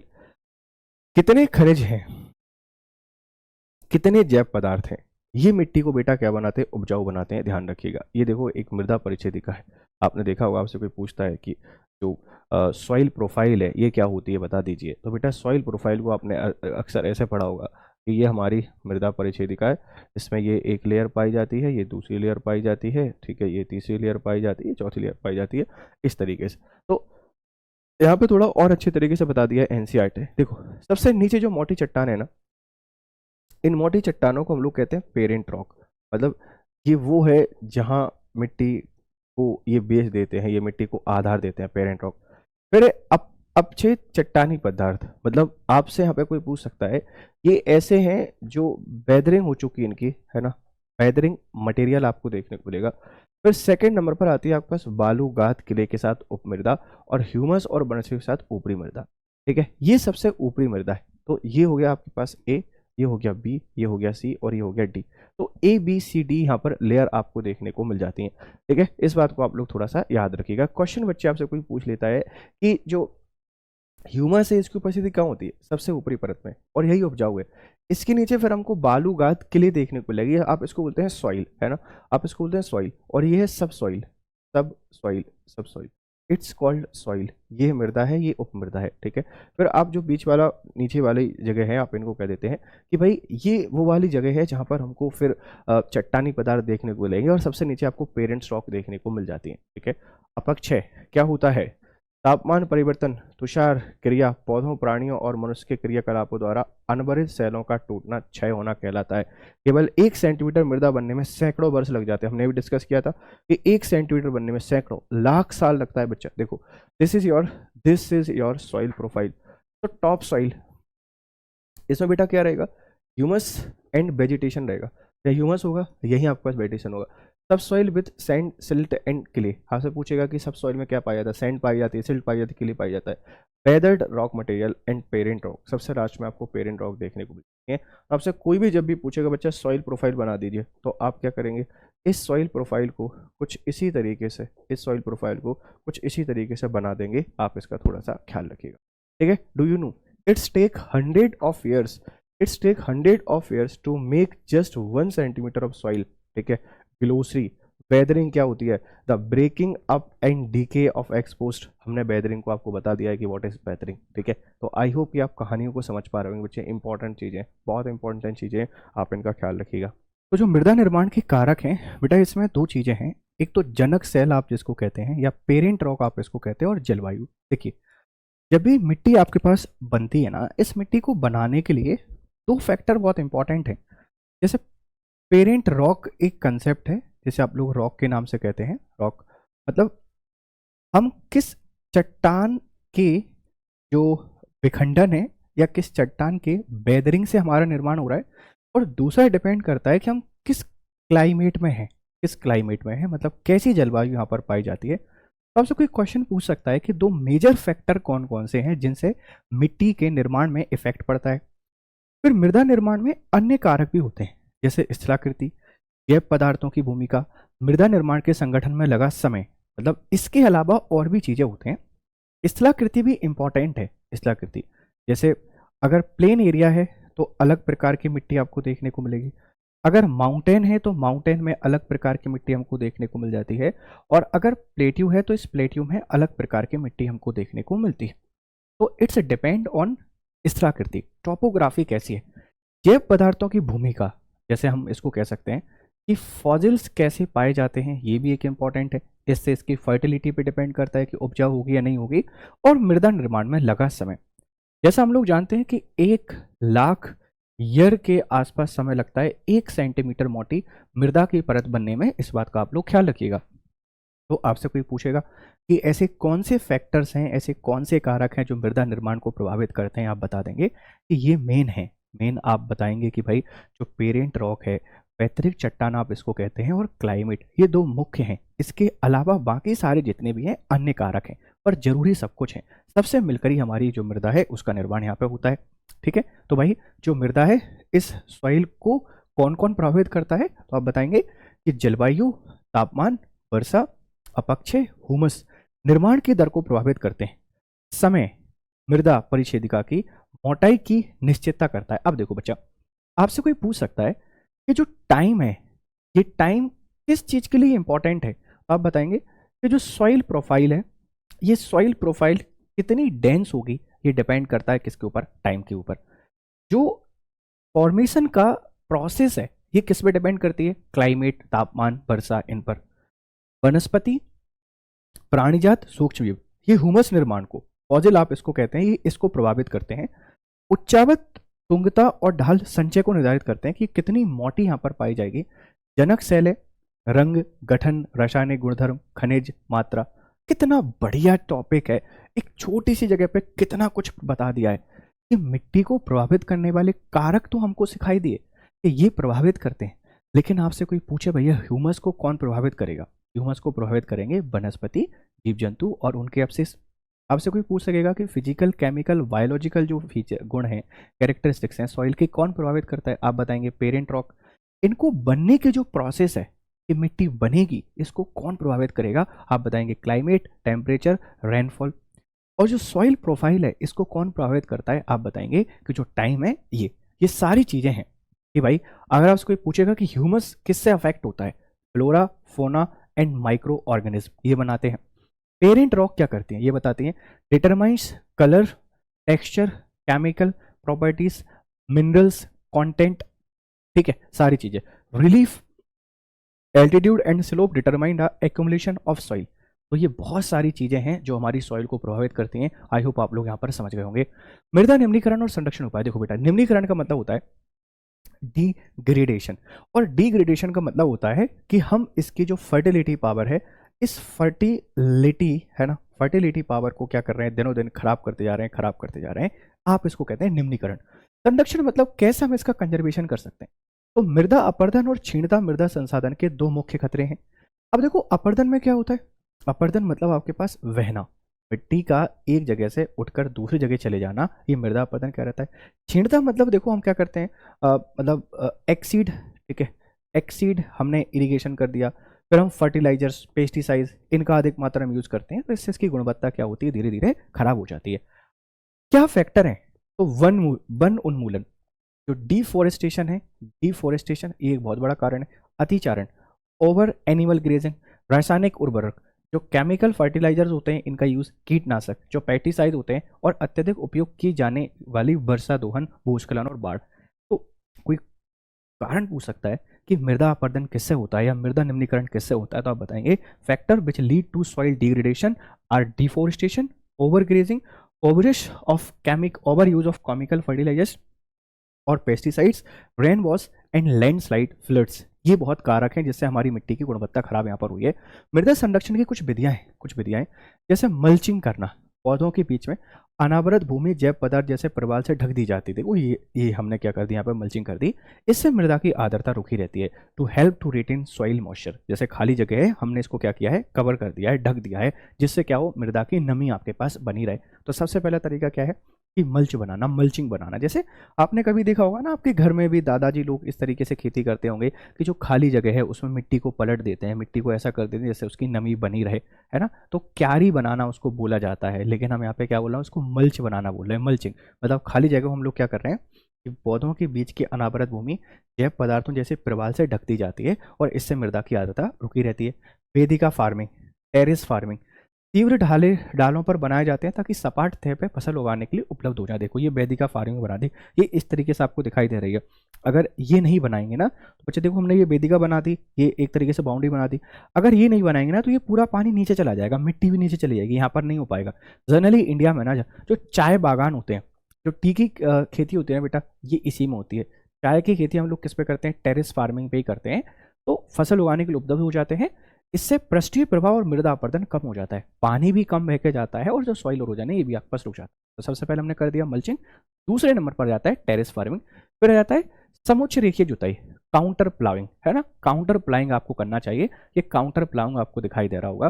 तो इससे भी हमारी जो मृदा अपरदन है ये रुक जाती है।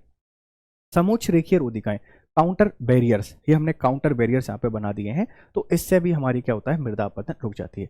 रक्षक मेखलाएं, शेल्टर बेल्ट्स, या आपको जैसे हमने पेड़ पौधे यहाँ पे लगा दिए, वृक्षों को कतार में लगाए जाते हैं, इससे मृदा का अपरदन यहाँ पर रुक जाता है। चट्टान बांध, रॉक डैम बना दिए भैया, या रॉक डैम बना दिए तो पानी नहीं जाएगा, पानी नहीं जाएगा बहुत ज़्यादा, तो मृदा का अपरदन होने से ऑटोमेटिकली आपका रुक जाएगा।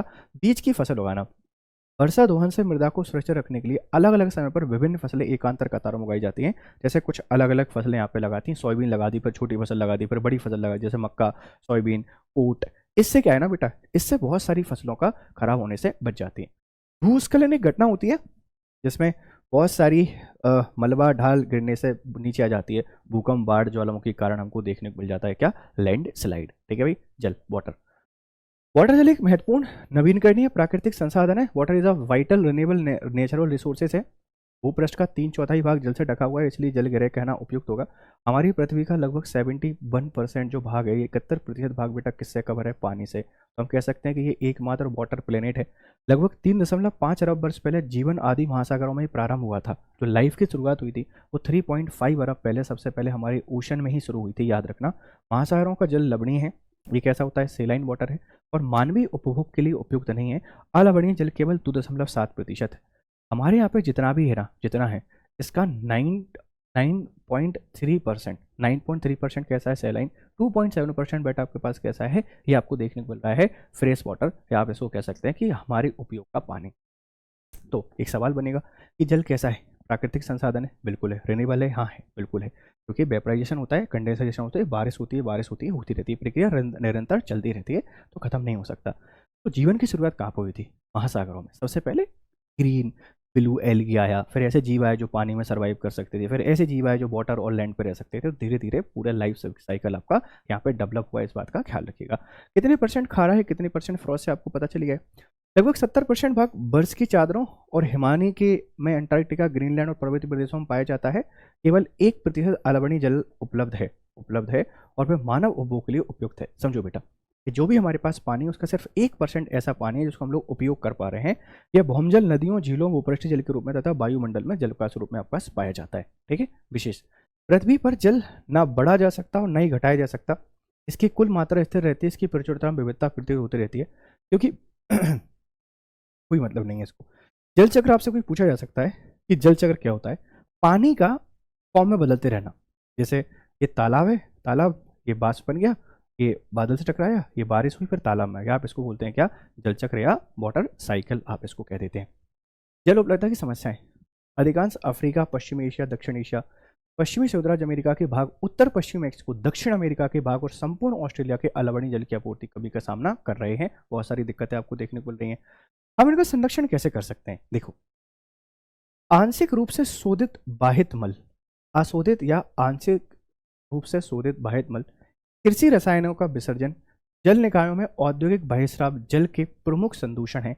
इनमें शामिल नाइट्रेट धातु और पीड़कानाशी जल को प्रदूषित करते हैं। हम लोग जो फर्टिलाइजर्स यूज करते हैं या जो हमारा जो वेस्टेज मटेरियल निकलता है, जैसे हम लोग बोलते हैं सीवेज का पानी बोलते हैं, ये सारा अगर हम वाटर सोर्सेज हम मिलने से रोक दें तो पानी प्रदूषण वैसे ही रुक जाएगा। प्राचीन समय में नदी और मानव सभ्यता के बीच में बहुत बड़ा रिलेशन होता था। हम नदियों की पूजा किया करते थे, तो हम उनको गंदा नहीं करते थे। आज के समय पर हमने उनको बहुत गंदा कर दिया है, तो वाटर पॉल्यूशन हो गया है। इससे बहुत सारी प्रॉब्लम हमको यहाँ पर देखने को मिलती है। ठीक है। तो इससे अधिकांश रसायन अजैव निम्नीकरण होने के कारण जल द्वारा मानव शरीर में पहुंच जाते हैं। वन्य और वनस्पति आवरण धरातलीय प्रवाह को बंद कर देते हैं और भूमिगत जल को पुनः पूरित करते रहते हैं। ध्यान रखिएगा। जल संग्रहण भूपृष्ठीय प्रवाह को बचाने की दूसरी विधि देखने को मिलती है। ठीक है भाई, चलिए। क्या आप जानते हैं, आपने जल बाजार के बारे में सुना है? सौराष्ट्र के प्रदेश में 1.25 लाख जनसंख्या वाले अमरेली शहर पास के तालुकों से पानी खरीदने के लिए पूर्णतः निर्भर है। अमरेली वाटर को परचेज करता है। जैव मंडल, प्राकृतिक वनस्पति, वन्य जीवन केवल स्थलमंडल, जलमंडल और वायुमंडल की बीच जुड़े एक सक्रिय क्षेत्र में ही पाए जाते हैं, जिसे हम लोग जैव मंडल कहते हैं। देखो, जैसे ये आपके पास एटमॉस्फेयर है। ठीक है। फिर हम लोग बात करते हैं हमारे ये हाइड्रोस्फीयर है, और ये हमारा लैंड मास है। इन सब के बीच की जो प्रोसेस है यही आपके पास जैव मंडल या बायोस्फीयर कहलाती है। परितंत्र, सभी जीवित जातियां जीवित रहने के लिए एक दूसरे से परस्पर संबंधित और निर्भर रहती हैं। इस आधारित तंत्र को हम लोग क्या कहते हैं? परितंत्र कहते हैं। चिड़िया अपने भोजन के लिए कीटों पर निर्भर करती है, अब घटकों के रूप में कार्य करती है। बेटा समझना, इकोसिस्टम क्या है? परितंत्र को आप बहुत आसानी से समझ सकते हैं। ये बताता है जो निर्भरता है, इस निर्भरता को ही हम लोग क्या कहते हैं? इकोसिस्टम कहते हैं। एक दूसरे के बीच में जो रिलेशन है वही आपके पास बेटा क्या है? परितंत्र या इकोसिस्टम है। ठीक है। चिड़िया भोजन के लिए कीटों पर, फिर चिड़िया को कोई और खा जाएगा, फिर उसको कोई और खा जाएगा। तो ये एक हमारी प्रोसेस है, एक हमारी साइकिल है। ये डिपेंडेंसी आपको देखने को मिल जाती है। ठीक है। वनस्पति का वृद्धि मुख्य रूप से तापमान और आर्द्रता पर निर्भर करता है। विश्व की वनस्पति को मुख्य प्रकारों को 4 वर्गों में रखा जा सकता है। ठीक है। वनस्पति 4 प्रकार की होती है, जैसे सबसे पहले होते हैं वन, फिर होते हैं घास स्थल, फिर होते हैं गुल्म, फिर होते हैं tundra. The major vegetation type of the world are grouped as forest होते हैं, ग्रासलैंड होते हैं, स्क्रब्स होते हैं एंड टुंड्रा होते हैं। तो 4 कैटेगरी हैं। जैसे आर्द्रता कम होती है, वनों का आकार और उनकी सघनता कम हो जाती है। वनों को उनकी पत्तियां गिराने के आधार पर प्रायः सदाहरित वन, पर्णपाती वन के रूप में वर्गीकृत किया जा सकता है। आपसे कोई पूछ रहा है कि भाई जो वेजिटेशन है इसका डिस्ट्रीब्यूशन किस पे डिपेंड करता है? ये डिपेंड करता है टेम्परेचर और मॉइस्चर के ऊपर। देखो, तापमान बहुत ज़्यादा होगा, आर्द्रता नहीं होगी तो वन आपको कटीले देखने को मिलेगी। तापमान बहुत ज़्यादा होगा, आर्द्रता भी होगी तो आपको वहाँ पे सदाबहार वन देखने को मिलेगी। तो पत्तियां गिराने के आधार पर 2 प्रकार के आपके पास होते हैं। एक होते हैं सदाहरित, एक होते हैं पर्णपाती, एक होते हैं एवरग्रीन, एक होते हैं डेसिडियस फॉरेस्ट। तो जो वनस्पति है इसकी 4 कैटेगरी हैं। वन है, घास स्थल है, गुल्म है, टुंड्रा है। ठीक है। ये किस पे डिपेंड करती है कि जैसे जैसे आर्द्रता कम हो जाती है, जैसे जैसे मॉइस्चर डिक्लाइन होता है, वैसे वैसे सघनता कम हो जाती है। और पत्तियां गिराने के आधार पर 2 प्रकार के देखने को मिलेंगे। सदाहरित वन उन्हें कहते हैं जिन वनों के वृक्ष वर्ष के किसी भी ऋतु में अपनी पत्तियां एक साथ नहीं गिराते हैं। पर्णपाती वन ऐसे होते हैं जिनके वृक्ष घास उत्सर्जन से होने वाली हानि को रोकने के लिए किसी विशेष ऋतु में अपनी पत्तियां गिरा देते हैं। इनकी ऊंचाई नीचाई आपको देखने को मिल सकती है शब्दावली। जैसे जैवमंडल है, यह वैश्विक नेटवर्क द्वारा जुड़े रक्षित क्षेत्रों की एक श्रृंखला है जिसे संरक्षण और विकास के बीच संबंध को प्रदर्शित करने के इरादे से बनाया गया था। जैवमंडल बायोस्फीयर रिजर्व, ठीक है, ये एक ऐसा क्षेत्र है जैसे आपने सुना होगा नेशनल पार्क, आप सब लोग सुनते हैं, वाइल्ड लाइफ सेंचुरी सुनते हैं, ऐसा ही एक बायोस्फीयर रिजर्व है।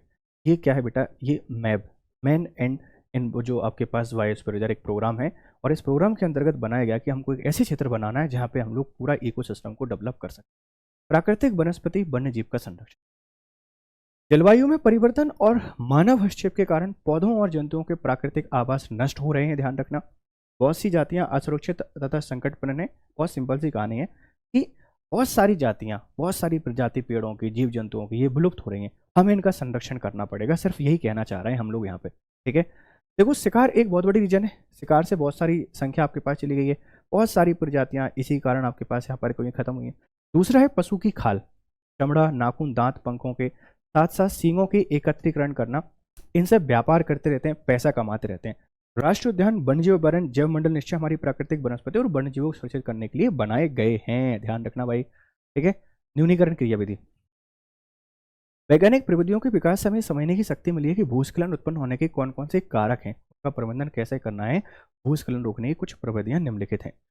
तो ये सिंपल सी कहानी है कि आप कैसे भूस्खलन को यहाँ पे रोक सकते हैं, ठीक है। राष्ट्रीय उद्यान वर्तमान और भविष्य की पीढ़ी के लिए एक साथ एक से अधिक परितंत्रों की पारिस्थितिकी एकता की रक्षा के लिए नामित निकाय या प्राकृतिक क्षेत्र। What is national park?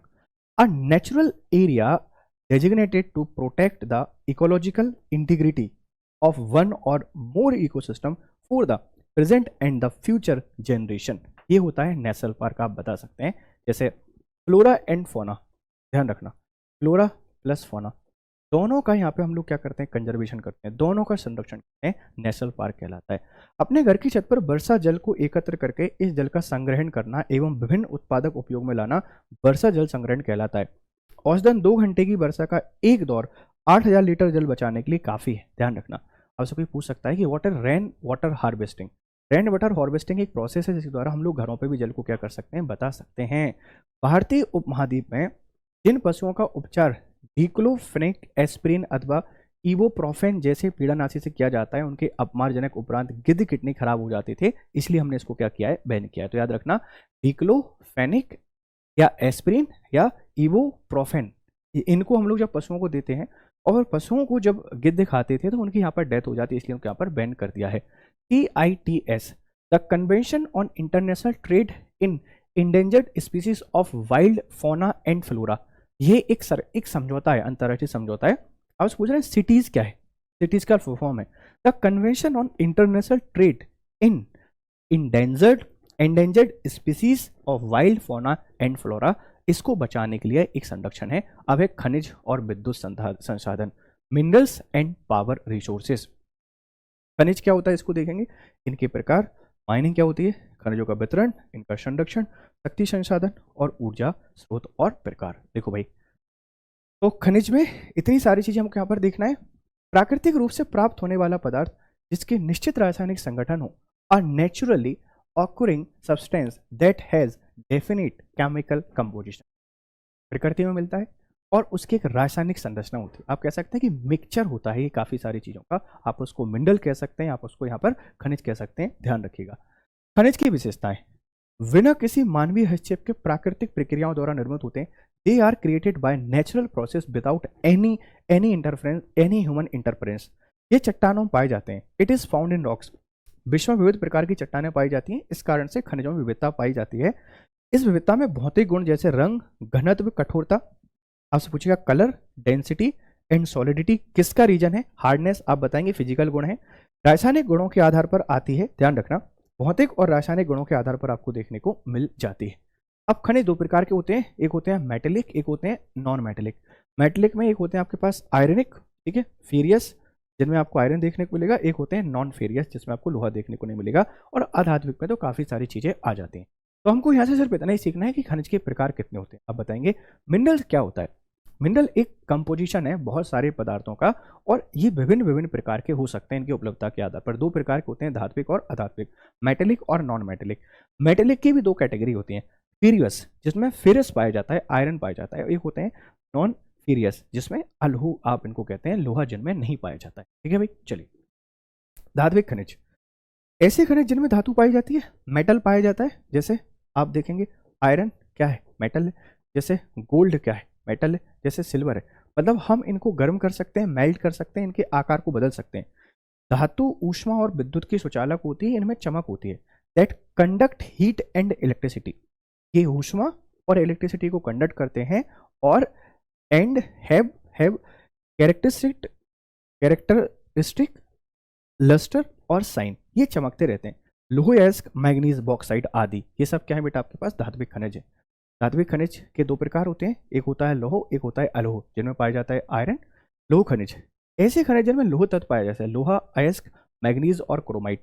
ऐसे तत्व जिनमें लोहा नहीं पाया जाता, नॉन मेटेलिक नॉन फ्यूरियस आपको यहाँ पर देखने को मिल जाते हैं। एक्सट्रैक्ट ऑफ मिनरल, देखो माइनिंग करते हैं हम लोग, फिर ड्रिलिंग करते हैं, फिर क्वेरिंग करते हैं। माइनिंग दो तरीके से होती है, एक होती है ओपन कास्ट माइनिंग, होती है सॉफ्ट माइनिंग।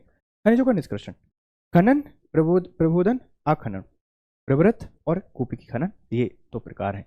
ठीक है, खनिजों को बाहर निकालने की जो प्रक्रिया होती है आप उसको निष्कर्षण कहते हैं। पृथ्वी की सतह के अंदर दबी सेल को बाहर निकालने की प्रक्रिया खनन कहलाती है।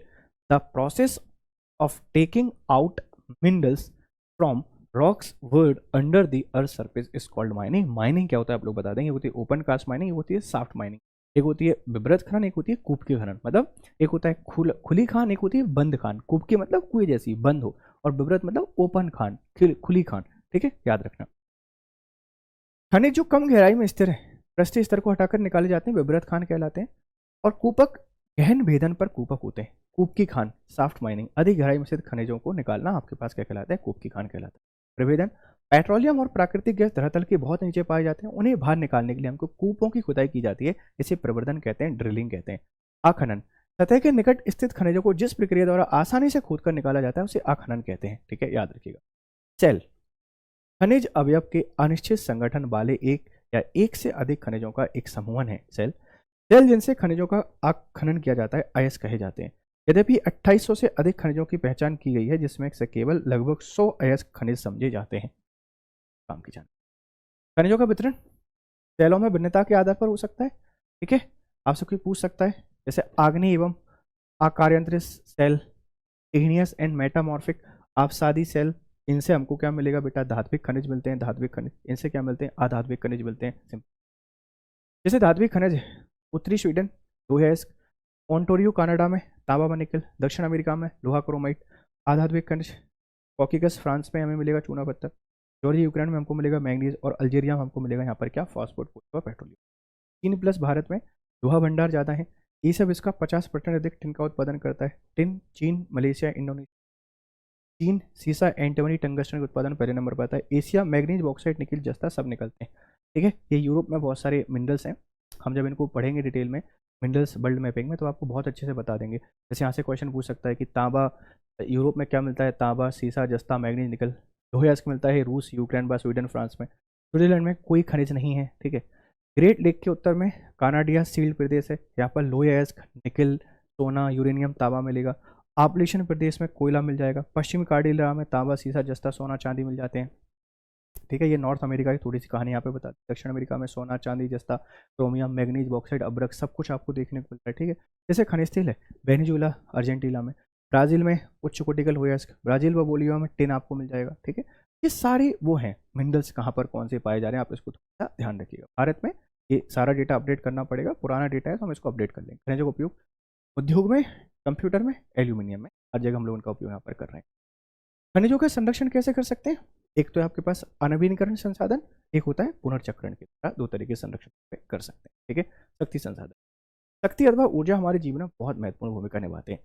हमें उद्योग, कृषि, परिवहन, संचार, प्रतिरक्षा सबकी शक्ति की आवश्यकता होती है, और ऊर्जा संसाधनों को विस्तृत रूप से परंपरागत और गैर परंपरागत संसाधनों में वर्गीकृत किया जा सकता है। परंपरागत ऐसे स्रोत, नॉन कन्वेंशनल, आप इसको कह सकते हैं कि रिन्यूएबल।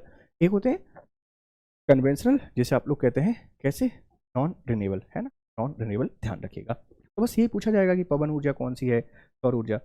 नॉन कन्वेंशनल, ठीक है, गैर परंपरागत, जिसे आप लोग कहते हैं रिन्यूएबल, ऐसा सोर्स जिसको हम लोग दोबारा प्राप्त कर सकते हैं आसानी के साथ, बहुत आसानी के साथ प्राप्त किया जा सकता है, आप इसको बोलते हैं रिन्यूएबल या आप इसको बोलते हैं कन्वेंशनल, गैर परंपरागत।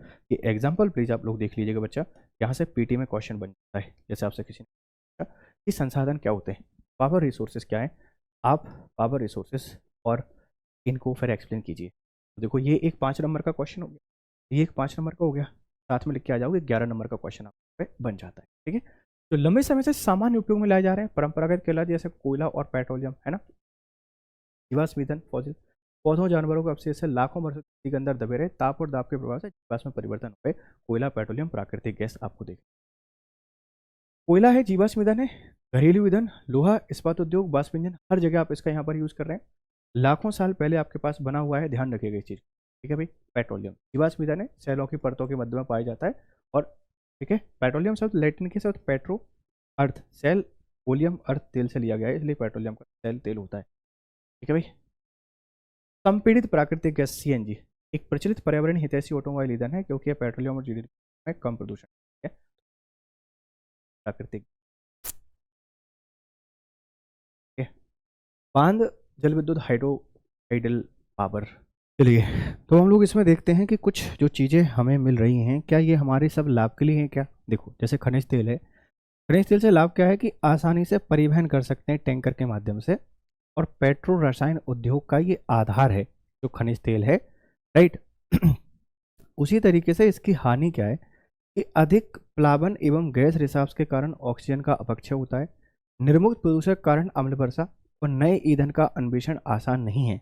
जैसे प्राकृतिक गैस है, इसके लाभ का है आसानी से परिवहन है, पाइपलाइन, तेल और कोयले से अधिक स्वच्छ है और तेज तेल से सस्ता काफ़ी है। अब ऊर्जा के परंपरागत स्रोत की बात करते हैं, जैसे ईंधन है, इसके लाभ हैं, इसकी हानियां हैं, जैसे कोयला है, इसके लाभ हैं, इनकी हानियां हैं। तो हर चीज़ की अपने लाभ अपने हानियां हैं, आप याद रखिएगा।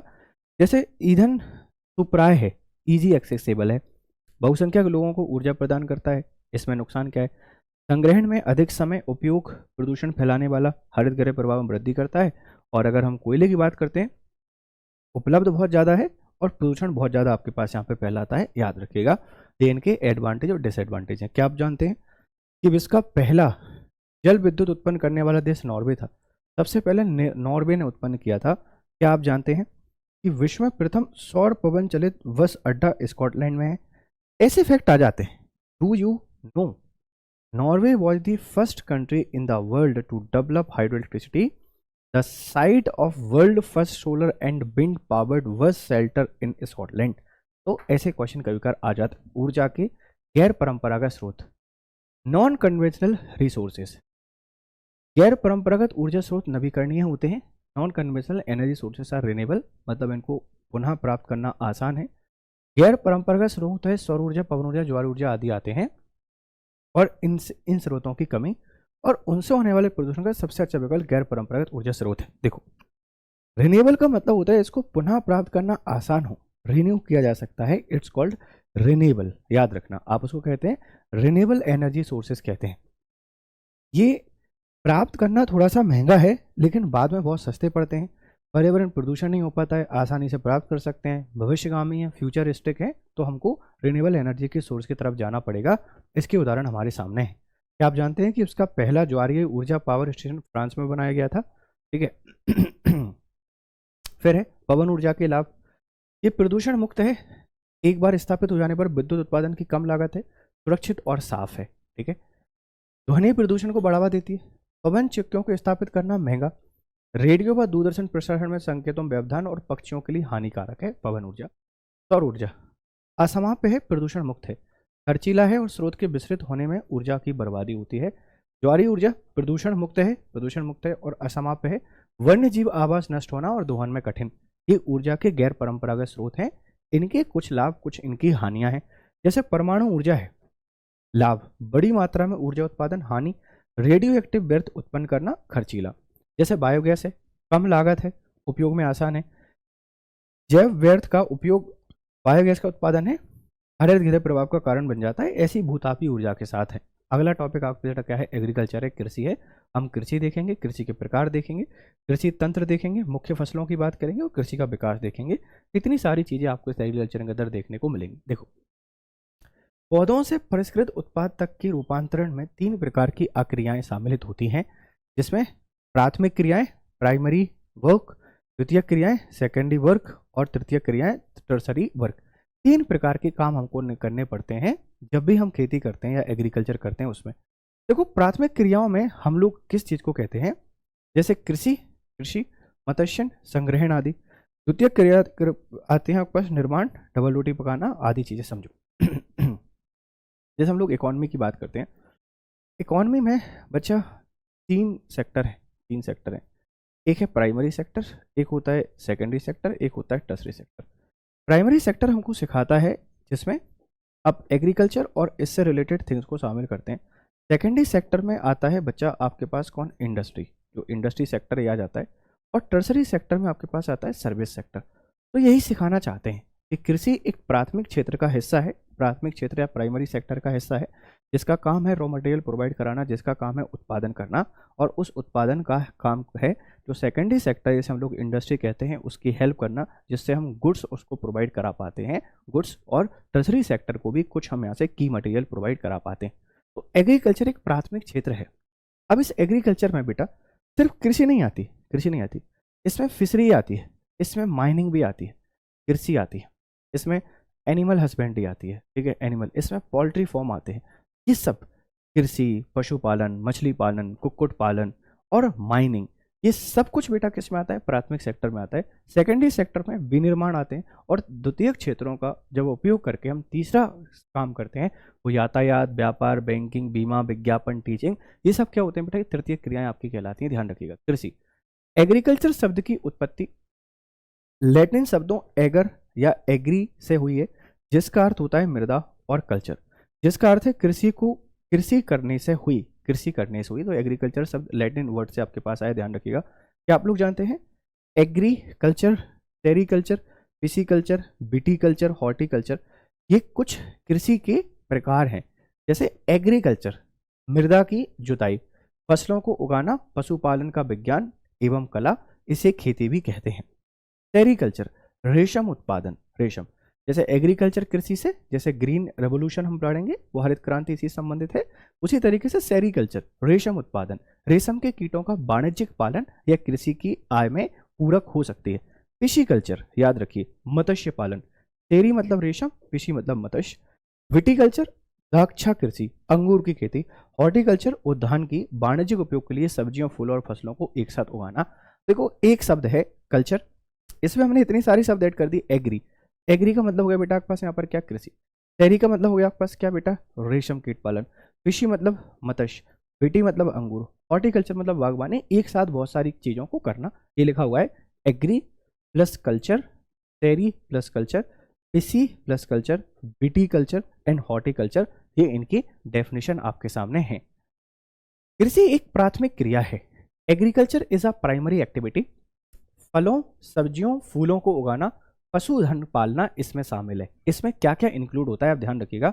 इसके 50% लोग, 50% लोग कृषि से संबंधित क्रियाओं में संलग्न है, पूरी दुनिया की अगर बात करते हैं। और अगर हम सिर्फ भारत की बात करें तो भारत की लगभग 60% जो आबादी है, 60% पॉपुलेशन डिपेंड करती है एग्रीकल्चर के ऊपर। भारत की 2/3 मतलब बेटा कितना, 66%। और अभी डेटा कितना है, लगभग 60% की आबादी कृषि पर डिपेंड करती है। कृषि के लिए बहुत कुछ चाहिए, क्या चाहिए, टोपोग्राफी, सॉइल, क्लाइमेट। कृषि क्रिया अगर आपके अनुकूल है, समझो जैसे कोई बंजर जमीन है, भाई बंजर जमीन है, मैं खेती कर पाऊंगा क्या, नहीं कर पाऊंगा। जैसे कि रेगिस्तान है, क्या हम रेगिस्तान में खेती कर पाएंगे, नहीं सर, रेगिस्तान में आप खेती नहीं कर सकते। तो कृषि के लिए बहुत सारी चीजें चाहिए। कृषि प्राथमिक क्षेत्र में आता है और इसके द्वारा उत्पादन होता है, पशुपालन, कृषि उत्पादन, मत्स्य पालन, मछली पालन, कुक्कुट पालन, ये सब कुछ प्राइमरी सेक्टर है। माइनिंग जो होता है ना बच्चा, माइनिंग भी इसी में आपको देखने को मिल जाता है। अब देखो, कृषिगत भूमि की कृषि पद्धति काफी सारी चीजें हैं। जैसे निवेश है, निवेश मशीनरी में है ना, बीज, मशीनरी में निवेश करते हैं, बीज में निवेश करते हैं, रसायन में निवेश करते हैं, ध्यान रखिएगा। प्रक्रम पूरी प्रक्रिया, पूरी प्रोसेस, और इससे निर्गत क्या होता है, फसल तैयार होती है, इसको मार्केट में लेके जाते हैं और फिर हम उससे प्रॉफिट अर्न करते हैं। ठीक है, तो आपसे कोई पूछ सकता है कि जो मानवीय निवेश है, मानव अपना निवेश कर रहे हैं, भौतिक निवेश सूर्य का प्रकाश है, तापमान मिल रहा है, वर्षा मिल रही है, मृदा मिल रहा है, ढाल मिल रहा है। मानव क्या करता है, भंडारण करता है। मानव क्या करता है, श्रम करता है। मानव क्या करता है, मशीनें चलाता है। मानव क्या करता है, रसायन डालता है। तो आपसे कोई पूछ सकता है कि भौतिक निवेश क्या है और मानवीय क्या है। तो भौतिक मतलब जो हमें प्रकृति दे रही है, जिसमें सनलाइट है, जिसमें सॉइल है, जिनमें रेनफॉल है, जिसमें स्लोप है, सब कुछ क्या है, भौतिक है, ये प्रकृति दे रही है। और मानवीय निवेश में इतनी सारी चीजें आपसे कोई पूछ सकता है कि ये मानवीय निवेश कहलाता है। ठीक है, तो ये इनपुट्स हैं, ये सब लगाने पड़ते हैं, फिर प्रोसेस होता है, फिर आउटपुट आ जाते हैं। Physical inputs and human inputs आपसे कोई पूछ सकता है, सारे के सारे हैं। कृषि के प्रकार, टाइप ऑफ कृषि, सबसे पहले आती है निर्वाह कृषि, सब्सटेंस फार्मिंग। इसको आप लोग कहते हैं जीविका, जीविका उपार्जन। जीविका उपार्जन मतलब उतना उत्पादन करना जिससे अपना भरण पोषण चलता रहे, परिवार का माल गुजारा चलता रहे। दूसरे नंबर पर आती है वाणिज्यिक कृषि, कमर्शियल फार्मिंग। मतलब यहाँ जो उत्पादन होता है, इस उत्पादन का लक्ष्य होता है पैसा कमाना, इसका लक्ष्य होता है प्रॉफिट मेकिंग। ऐसा नहीं है कि हम भरण पोषण के लिए कृषि कर रहे हैं। तो ऐसी कृषि जो सिर्फ भरण पोषण के लिए की जाती है वो निर्वाह कृषि कहलाती है। और ऐसी कृषि व्यवस्था जिसका उद्देश्य होता है प्रॉफिट मेकिंग, जिसका उद्देश्य होता है पैसा कमाना, धन कमाना, वह आपके पास कमर्शियल फार्मिंग कहलाती है। ठीक है भाई, याद रखिएगा। अब देखो, जैसे निर्वाह कृषि दो प्रकार की होती है, गहन निर्वाह इंटेंसिव सब्सटेंस एग्रीकल्चर और आदिम निर्वाह कृषि, है ना, प्रिमिटिव सब्सटेंस एग्रीकल्चर। और जो प्रिमिटिव है इसके दो प्रकार हैं, एक है स्थानांतरित कृषि, एक होता है चलवासी पशु चारण। देखो, एक है शिफ्टिंग कल्टीवेशन। शिफ्टिंग कल्टीवेशन बहुत पूछा जाता है, ये क्या होता है, ये जो हमारी ट्राइब्स होती हैं, जनरली ट्राइब्स के द्वारा इसकी प्रैक्टिस की जाती है। वो किसी जगह को जला देते हैं, है ना, उसको फायर कर देते हैं और फिर यहाँ पर खेती करते हैं, फिर किसी दूसरी जगह को फिर ये शिफ्ट होते रहते हैं, मूव करते रहते हैं। जैसे बेवार है, जैसे धाइया है, जैसे पेंडू है, ये सब क्या है, ये स्थानांतरित कृषि है, ये शिफ्टिंग कल्टीवेशन है। जलवासी पशुचारण, ये पशुओं को लेके जाते हैं, जैसे ऊंट वाले, ऊंट हुआ, भेड़ हुआ, बकरी हुआ, इनको एक जगह से दूसरी जगह चराने के लिए ले जाते हैं, वो आपके पास क्या हो जाता है, चलवासी पशुचारण है। अब देखो वाणिज्यिक अनाज कृषि, वाणिज्यिक अनाज कृषि, कमर्शियल ग्रेन फार्मिंग जिसमें हम वाणिज्यिक कृषि हो पाते हैं, मिश्रित कृषि, मिक्स्ड फार्मिंग, और रोपण कृषि, प्लांटिंग, प्लांटेशन, तीन प्रकार आपको देखने को मिले वाणिज्यिक कृषि में। चलिए भाई, maize is also known as corn, various colourful varieties of maize are found across the world. Different प्रकार की मक्का, मक्का को कॉर्न के नाम से भी जाना जाता है, विश्व की विभिन्न प्रकार की, है ना। अमेरिका, यूएसए पूरी दुनिया में सबसे बड़ा प्रोड्यूसर है किसका, कॉर्न का। अगर भारत की बात करते हैं तो जो मक्का है, इस मक्का के उत्पादन में सबसे पहले आंध्र प्रदेश आता है, टॉप पे आता है, टॉप पे आता है, ध्यान रखिएगा। कॉफी के पौधे की खोज किसने की, कॉफी की खोज के विषय में विभिन्न कहानियां प्रचलित हैं। लगभग 850 ईस्वी में काल्दी नाम का एक अरबवासी जो बकरी चराने वाला था, अपनी बकरियों की अनोखी उछल कूद और हरकतों को देखकर परेशान था। एक दिन उसने भी उसी सदाहरित पौधे की फलियों को चक्कर देखा जिन्हें उसकी बकरियां प्रतिदिन खाया करती थी। उसने आनंद के भाव का अनुभव करने के बाद अपनी खोज के विषय में संसार को बताया। तो एक काल्दी नामक व्यक्ति था, 850 ईस्वी में बकरी चराने के समय उसको एक ऐसा पौधा मिला कि बकरियां जिसको खा के उछल कूद करती रहती थी, तो वहां से कॉफी की खोज आपके पास हो जाती है। पांचवा टॉपिक है बेटा इंडस्ट्री, है ना, इंडस्ट्री जैसे आप लोग कहते हैं उद्योग, समझना। इंडस्ट्री बेटा है क्या, ये है क्या, ये सेकेंडरी है ना, this is a secondary sector. यह है आपके पास एक द्वितीयक द्वितीयक उद्योग है, द्वितीयक क्षेत्र आता है जहां पर हम लोग गुड्स बना रहे होते हैं। अब देखो वर्गीकरण करते हैं कच्चे माल के आधार पर। तो उद्योग जो है वो कृषि आधारित होंगे, वो खनिज आधारित होंगे, वो समुद्र आधारित होंगे, वो वन आधारित होंगे। मतलब कच्चे माल रॉ मटेरियल के आधार पर। आकार, अगर साइज की बात करते हैं तो लघु आकार के होंगे और बृहद आकार के होंगे, छोटे और बड़े हो सकते हैं। और स्वामित्व के आधार पर अगर हम लोग बात करते हैं तो निजी क्षेत्र, सहकारी क्षेत्र, संयुक्त क्षेत्र और राज्य स्वामित्व अथवा सार्वजनिक क्षेत्र। अब आपसे कोई क्वेश्चन पूछ सकता है कि उद्योग क्या है, इनके प्रकार बताइए।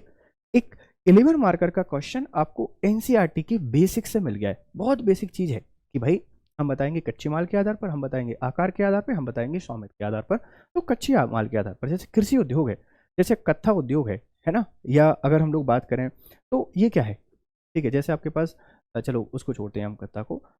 शुगर फैक्ट्री है वो इसी पे डिपेंड करती है। खनिज आधारित, लोहा, इन सारी इंडस्ट्री, समुद्र आधारित, ठीक है, वन आधारित, ये कच्चे माल हैं। तो ये इनका क्लासिफिकेशन कच्चे माल के आधार पर। कृषि आधारित पहले एग्रो बेस्ड, फिर आ जाते हैं खनिज आधारित, फिर आता है समुद्र आधारित, फिर आता है वन आधारित। देखो वन के आधार पर हम लोग बात करते हैं lakh industry, lakh industry, lakh industry. हमको देखने को मिलेगा paper industry, paper industry, paper industry, है ना। इस तरीके से आप बता सकते हैं। उद्योग के आकार का तात्पर्य निवेश की गई पूंजी की राशि, नियोजित लोगों की संख्या और उत्पादन की मात्रा से। हम इनको दो भागों में बांट सकते हैं। पहले है लघु आकार की, जहाँ पे कम पैसा लगता है, और दूसरे आपके पास है कैसे, बृहद आकार के, जिनमें बहुत अधिक पैसा आपको देखने को मिल जाता है। उद्योगों का वर्गीकरण स्वामित्व के आधार पर, निजी क्षेत्र प्राइवेट, जैसे मैंने कोई इंडस्ट्री स्टार्ट की प्राइवेट होगी, राज स्वामित्व पब्लिक मतलब गवर्नमेंट, संयुक्त, दोनों साथ में काम कर रहे हैं, सहकारी लोगों की कोऑपरेटिव सोसाइटी हमने बना दी है। किसी भी उद्योग के लिए काफ़ी सारी चीज़ें चाहिए। क्या क्या प्रभावित करता है, तो सबसे इंपॉर्टेंट चीज़ है बेटा कच्चा माल, सबसे जरूरी है आपके पास रॉ मटेरियल, फिर है श्रम, फिर है विद्युत, फिर है भूमि, फिर है परिवहन, फिर है संचार, पूंजी, बाजार, जल, सब कुछ चाहिए। अगर इनमें से एक भी नहीं है, जैसे भूमि नहीं है सब कुछ है, तो कहाँ करेंगे। मान लो सब कुछ है, पूंजी नहीं है तो कैसे करेंगे। मान लो पूंजी भी है, श्रम नहीं है तो कैसे करेंगे। ये सारी चीज़ें ऐसी होती हैं जो किसी भी क्षेत्र में इंडस्ट्री के जो इसके फैक्टर्स हैं, जो किसी भी इंडस्ट्री को क्या करते हैं, अफेक्ट करते हैं। ठीक है भाई, चलिए। उभरते हुए उद्योग को सनराइज उद्योग के नाम से भी जाना जाता है। इसमें सूचना प्रौद्योगिकी, स्वास्थ्य, लाभ, सत्कार तथा ज्ञान से संबंधित उद्योग शामिल हैं। शब्दावली। प्रगलन एक ऐसी प्रक्रिया है जिसमें धातुओं को उसके अयस्कों द्वारा गलनांक बिंदु से अधिक तपाकर निष्कर्षित किया जाता है। ठीक है, जैसे emerging industries are also known as sunrise industries, these include information technology and smelting, या मेल्टिंग क्या है आपसे कोई पूछ सकता है, एक प्रोसेस है। चलिए, उद्योगों का वितरण। लोहा इस्पात उद्योग कहाँ देखने को मिलेगा बेटा, जमशेदपुर में है, ठीक है, पिट्सबर्ग में देखने को मिल जाएगा। सूती वस्त्र उद्योग अहमदाबाद, ठीक है, ओसाका जापान में। फिर हम लोग बात करते हैं सूचना प्रौद्योगिकी, सिलिकॉन घाटी, ठीक है, ये आपको देखने को मिल जाएगा केरल में, केरल, और बेंगलुरु, ठीक है, बेंगलुरु में भी हमको देखने को मिलेगा। अब छठवां चैप्टर है मानव संसाधन, ह्यूमन रिसोर्सेस। मानव संसाधन एक बहुत इंपॉर्टेंट चीज है। The government of India has a ministry of human resource development. The ministry was created in 1985 with an aim to empower people skill. This just show how important people are as resources for the country. हमने एक मंत्रालय बनाया 1985 में, और मंत्रालय सिर्फ इसलिए बनाया गया ताकि हम लोगों को ट्रेन कर सकें, हम उसको इनको स्किल प्रोवाइड करा सकें, और इस स्किल के माध्यम से दूसरी हमारी जो इंडस्ट्रीज हैं, दूसरी हमारी जो स्किल्स हैं, उन स्किल्स को हम यहाँ पे बेहतर बना सकें। इसीलिए हमने इस इंडस्ट्री को स्टार्ट किया है, ध्यान रखिएगा। देखो विश्व में प्रत्येक 100 लोगों में से कौन कहाँ पर है। इतने सारे लोग एशिया के हैं, बहुत सारे हैं। यूरोप के इतने से गिने चुने 1 2 3 4 5 6 7 8 9 10 11 12। तो बेटा यूरोप के कितने हैं, 12 लोग हैं 100 में से। फिर है अफ्रीका, अफ्रीका के कितने हैं आप इसको देख लीजिए कि 1 2 3 4 5 6 7 8 9 10 11 12 13।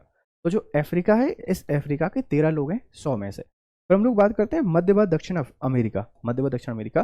तो 1 2 3 4, ठीक है, 1 2 3 4 5 6 7 8। तो जो अमेरिका है, साउथ अमेरिका, इसके 8 लोग हैं, 8 लोग। उत्तर अमेरिका, उत्तर अमेरिका में ये ढांचा आपको दिखाई दे रहा होगा कुछ इस तरीके का। तो ये कितने लोग हैं आप लोग कह सकते हैं कि 1 2 3 4 5। तो जो नॉर्थ अमेरिका के लोग बेटा कितने यहाँ पर 5 हैं, और ओशनिया के बेटा कितना है, 1 है, ओशनिया का 1 है। तो 12 24 25 5 30 31 37। तो 37 लोग हैं पूरी दुनिया के, और सिर्फ एशिया के हैं कितने, 63, सैकड़ों में। ये कहानी है। ह्यूमन रिसोर्सेज बहुत इंपॉर्टेंट है। मानव संसाधन का उपयोग करके हम सब चीज का बहुत बेहतर यूटिलाइजेशन कर सकते हैं, बहुत बेहतर उपयोग कर सकते हैं, ध्यान रखिएगा। ठीक है भाई, चलिए, ये कुछ पॉपुलेशन की कहानी है कि सबसे ज़्यादा चाइना में है, फिर भारत, फिर यूएसए, फिर इंडोनेशिया, फिर ब्राज़ील, फिर पाकिस्तान, फिर बांग्लादेश। ये कभी कभार आपसे कोई पूछ लेता है, ध्यान रखिएगा। जनसंख्या घनत्व क्या होता है, 1 वर्ग किलोमीटर में रहने वाले लोगों की संख्या। पृथ्वी के एक इकाई क्षेत्र में रहने वाली संख्या को जनसंख्या घनत्व कहते हैं। सामान्य रूप से प्रति वर्ग किलोमीटर में व्यक्त किया जाता है। संपूर्ण विश्व का जनसंख्या घनत्व 51 व्यक्ति प्रति वर्ग किलोमीटर है। सबसे अधिक जनसंख्या घनत्व दक्षिण मध्य एशिया में, इसके पश्चात क्रमशः पूर्वी एशिया एवं दक्षिण पूर्वी एशिया में आता है। ठीक है, याद रखना। भारत का जनसंख्या घनत्व 382 प्रति व्यक्ति वर्ग किलोमीटर है। भारत का मैक्सिमम रहेगा आपके पास कहाँ पे, बिहार, या ओवरऑल रहेगा आपके पास कहाँ पर, दिल्ली में। ठीक है, ध्यान रखिएगा। अब जनसंख्या के वितरण को प्रभावित करने वाले कारक हैं। भौगोलिक कारक प्रभावित करते हैं, स्थलाकृति, जलवायु, मृदा, जल और खनिज, हर एक चीज प्रभावित करती है। सामाजिक और सांस्कृतिक और आर्थिक कारक भी प्रभावित करते हैं। आर्थिक कारक, सांस्कृतिक कारक और सामाजिक कारक, हर एक चीज प्रभावित करती है किसको, जनसंख्या के वितरण को। देखो, जैसे पर्वत है, इन पर्वतों पे लोग कम रहेंगे, पठारों में ज़्यादा रहेंगे, मैदानी भाग में और ज़्यादा रहेंगे, तो प्रभावित कर रहे हैं। जैसे ठंडे जो प्रदेश हैं, बहुत शीत प्रदेश हैं, वहाँ पे कम लोग रहेंगे। जैसे बहुत हॉट जो प्रदेश हैं, वहाँ भी कम लोग रहेंगे। एक मीडियम क्लाइमेट में हर कोई रहेगा, ये आप लोग जानते ही जानते हैं। तो इस तरीके से जहाँ उपजाऊ मृदा है वहाँ ज़्यादा लोग रहेंगे, जहाँ जल अच्छा है वहाँ ज़्यादा लोग रहेंगे। तो इस डिपेंड करता है कि इतने सारे कारक प्रभावित करते हैं किसको, जनसंख्या को। जीवन प्रत्याशा, लाइफ एक्सपेक्टेंसी, यह उन वर्षों की संख्या है जिसमें औसत व्यक्ति के जीवित रहने की आशा की जा सकती है। जैसे इंडिया की लाइफ एक्सपेक्टेंसी है 60.5 ईयर्स, मतलब एवरेज एक व्यक्ति भारत में 67.5 साल ही जीता है। आप इसको लाइफ एक्सपेक्टेंसी के नाम से जानते हैं। जन्म दर, बर्थ रेट, 1000 व्यक्तियों पर जीवित जन्म की संख्या में मापा जाता है, बर्थ रेट कहते हैं, 1000 पीपल। मृत्यु दर, 1000 व्यक्तियों के समय पर मृतकों की संख्या को मापा जाता है, डेथ रेट। प्रवास, इस क्षेत्र में विशेष लोगों के आने जाने को प्रवास कहते हैं। प्राकृतिक वृद्धि दर, नेचुरल ग्रोथ रेट, जन्म मृत्यु जनसंख्या में परिवर्तन को प्राकृतिक कारण है। एक देश के जन्म और मृत्यु दर के बीच के अंतर को प्राकृतिक वृद्धि दर के नाम से यहाँ पे आप लोग जानते हैं। अप्रवास, जब व्यक्ति एक नए देश में जाता है। उत्प्रवास, जब व्यक्ति एक देश को छोड़ता है तो उत्प्रवास कहलाता है। Immigration, when a person enters a new country. Immigration है ना, इमी और इमी, when person leaves a country. उत्प्रवासी वो लोग होते हैं देश को छोड़ते हैं, ये हमने यहाँ पर देख ही लिया है। तो भाई ये 8वीं क्लास की एनसीईआरटी है, थोड़ा शॉर्ट में पढ़ा दिया है मैंने, सिर्फ आपको परिचय देने के लिए। इसके बाद की जो एनसीईआरटी आएंगी वो थोड़ी बड़ी बड़ी आएंगी और उनमें उतना थोड़ा हम समय भी लेंगे, टाइम टेकिंग होंगी और बेहतर तरीके से पढ़ने की कोशिश करेंगे। तब तक खुश रहें, मस्त रहें और बेहतर तरीके से पढ़ते रहें।